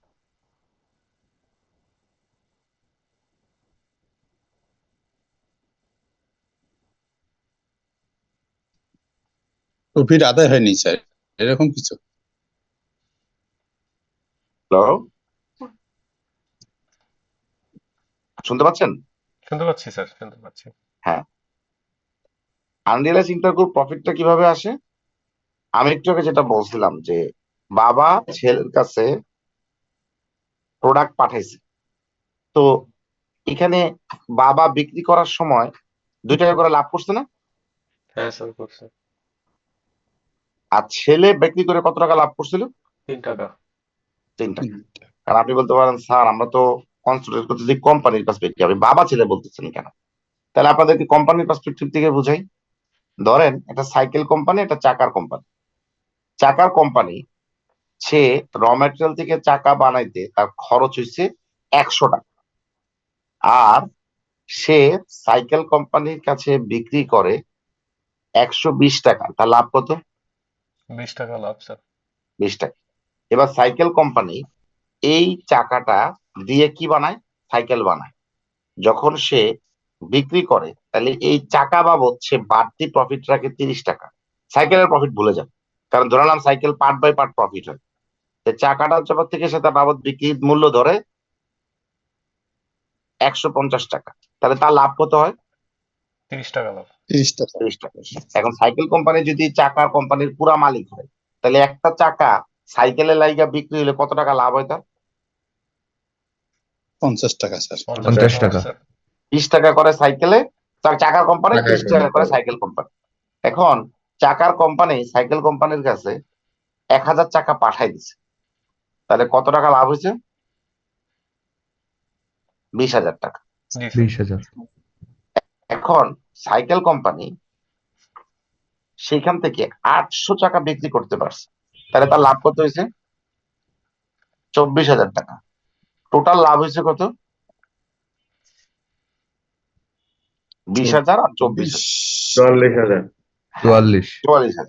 কিন্তু কনসোলিডেশন বলবে এই যে সাইকেল কোম্পানি চাকার কাছে বিক্রি করলো 1000 টাকায়, 200 টাকা রয়ে গেল। এই 200 টাকার জন্য 20 টাকা করে 4000 টাকা আসলে আর্ন হয় নাই। তার মানে দুইজনের বইতে টোটাল মিলে প্রফিট কত হইলো? একজনের 20,000, আরেকজনের 24,000। টোটাল লাভ কত হয়েছে? 44,000। 44,000। কিন্তু তাদের বক্তব্য হচ্ছে যে না, সাইকেল কোম্পানি চাকা কোম্পানির থেকে সাইকেল কিনে চাকা যে 20 টাকা করে টোটাল 1000 টাকার লাভ দেখাইলো, এই 200 টাকা 20 টাকা করে 4000 টাকা আসলে আনরিয়েলাইজড প্রফিট। কারণ এটা সাইকেল কোম্পানি চাকাটা হোল্ড করছে। যেহেতু সাইকেল কোম্পানি চাকার কোম্পানির পুরো মালিক, সেক্ষেত্রে চাকা কোম্পানি তার সাইকেল কোম্পানির কাছে কোনো লাভ করতে পারে না। লাভ তখনই হবে যদি সেটা এক্সটার্নাল কারোর কাছে বিক্রি হয়ে যায়। এই 200 টাকা কি বিক্রি হয়েছে? না, না হয়নি স্যার। স্যার। তাহলে এই 200 টাকা বাবদ 20 টাকা করে 4000 টাকাও আমার লাভ হয় না। এইটাকে তারা বলতেছে, প্রথম কথা হলো ইন্টার গ্রুপ ট্রেডিং। এটা তো আপনি বুঝছেন, এটা কিন্তু জি। Intra group, not inter company. তার মানে এই যে সাইকেল আর চাকার ভিতরে যে ট্রানজেকশন হলো এটাকে আমরা বলছি ইন্টার গ্রুপ। তাহলে এই ইন্টার গ্রুপ ট্রেডিংটা যদি হয়, সেখানে তার লাভ হয়েছিল কাগজে পত্রে চাকা কোম্পানির 20,000, কিন্তু কনসোলিডেটেড পার্সপেক্টিভে তার লাভ হয়েছে কত? 16,000। 16,000। এইটা এখন যখন সাইকেল কোম্পানি আবার বাকি চাকা বিক্রি করে দিবে, তখন লাভ কত হবে? 6,000? না, তখন লাভ হবে 10,000। কেন চার বলেন তো? নাও 6,000 না, কারণ তখন সাইকেল কোম্পানির লাভ হবে 6,000 সেটা সহ আর চাকার ওই 4,000 টাকা লাভ কিন্তু আনরিয়েলাইজটা কি হয়ে যাবে? রিয়েলাইজড। রিয়েলাইজ। যার কারণে এই যে আনরিয়েলাইজ প্রফিট কনসেপ্টটা আসলো তো, সাইকেল কোম্পানি তো এই চাকা দিয়ে তো সে খাবে না, খাবে? সে তো এটা বিক্রি করতে হবে। এখন আপনি যদি বলেন একটু পেঁয়াজ দিয়ে চিন্তা করি, সাইকেল কোম্পানি তার নিজস্ব 50টা সাইকেল তার সেলস ফোর্সকে দিছে ব্যবহারের জন্য, বিক্রি ডেলিভারির খোঁজ খবর নেওয়ার জন্য, তাইলে কি চাকা কোম্পানির রিয়েলাইজড হবে না রিয়েলাইজড হবে না? হবে না তো স্যার। এই রিয়ালাইজ হবে স্যার। হবে, কারণ এখন সাইকেল কোম্পানি তার নিজের ফিক্সড অ্যাসেটে সাইকেল রেকর্ড করে ফেলবে। আচ্ছা, কেনা তো সেটা যাবে কি স্যার? তার ইনভেন্টরি থাকবে? না স্যার। না। কেন? সুজুকি কোম্পানি রাস্তায় গাড়ি বিক্রি করে মানুষের কাছে, তার নিজের এমপ্লয়ির জন্য গাড়ি লাগে না? আগে স্যার ওইটা তাহলে কি সুজুকি কোম্পানির হাতে যে গাড়ি থাকে সেটা কি তার সব কি তার ইনভেন্টরি? যেটা সে নিজে ব্যবহার করে সেটাকে সে ইনভেন্টরি দেখাবে না ফিক্সড অ্যাসেট দেখাবে? ফিক্সড দেখাবে। ইয়েস, এই কথাটা ঠান্ডা মাথায় বুঝতে হবে। সো তাহলে স্যার, হ্যাঁ স্যার, বলেন। যদি মানে নিজের ব্যবহারের জন্য নিল সাইকেল গুলা, তো তখন রিয়েলাইজড প্রফিট কি ওইখানে 20 আর এখানে 30-50 হবে না স্যার? ইয়েস, নাকি কারণ সে নিজেকে নিজে এখন কোন দামে বিক্রি করবে? বাজার বাজার মূল্যে, মানে ও নিজে এটা সেল করতে বাইরে যেটা ওই ওই ইয়েস, দামেই? ইয়েস।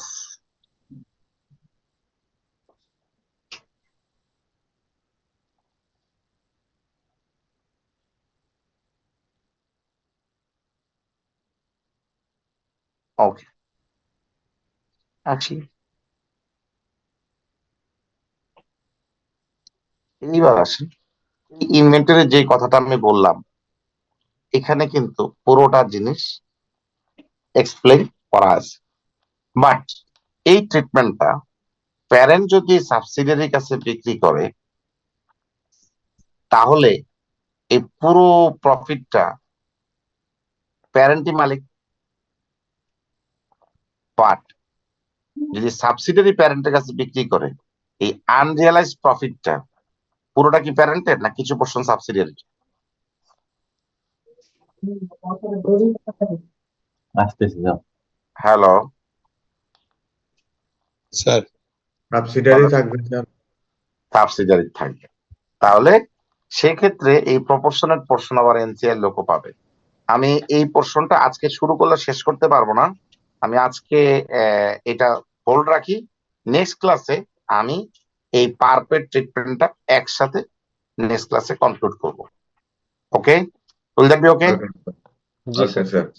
আজকে একটু আর্লি ক্লোজ করতে চাচ্ছি, I am not feeling well, so let me close today, এবং আমি নেক্সট ক্লাসে তাহলে এটা কভার করবো। সরি আজকে দ্রুত শেষ করলাম তার জন্য।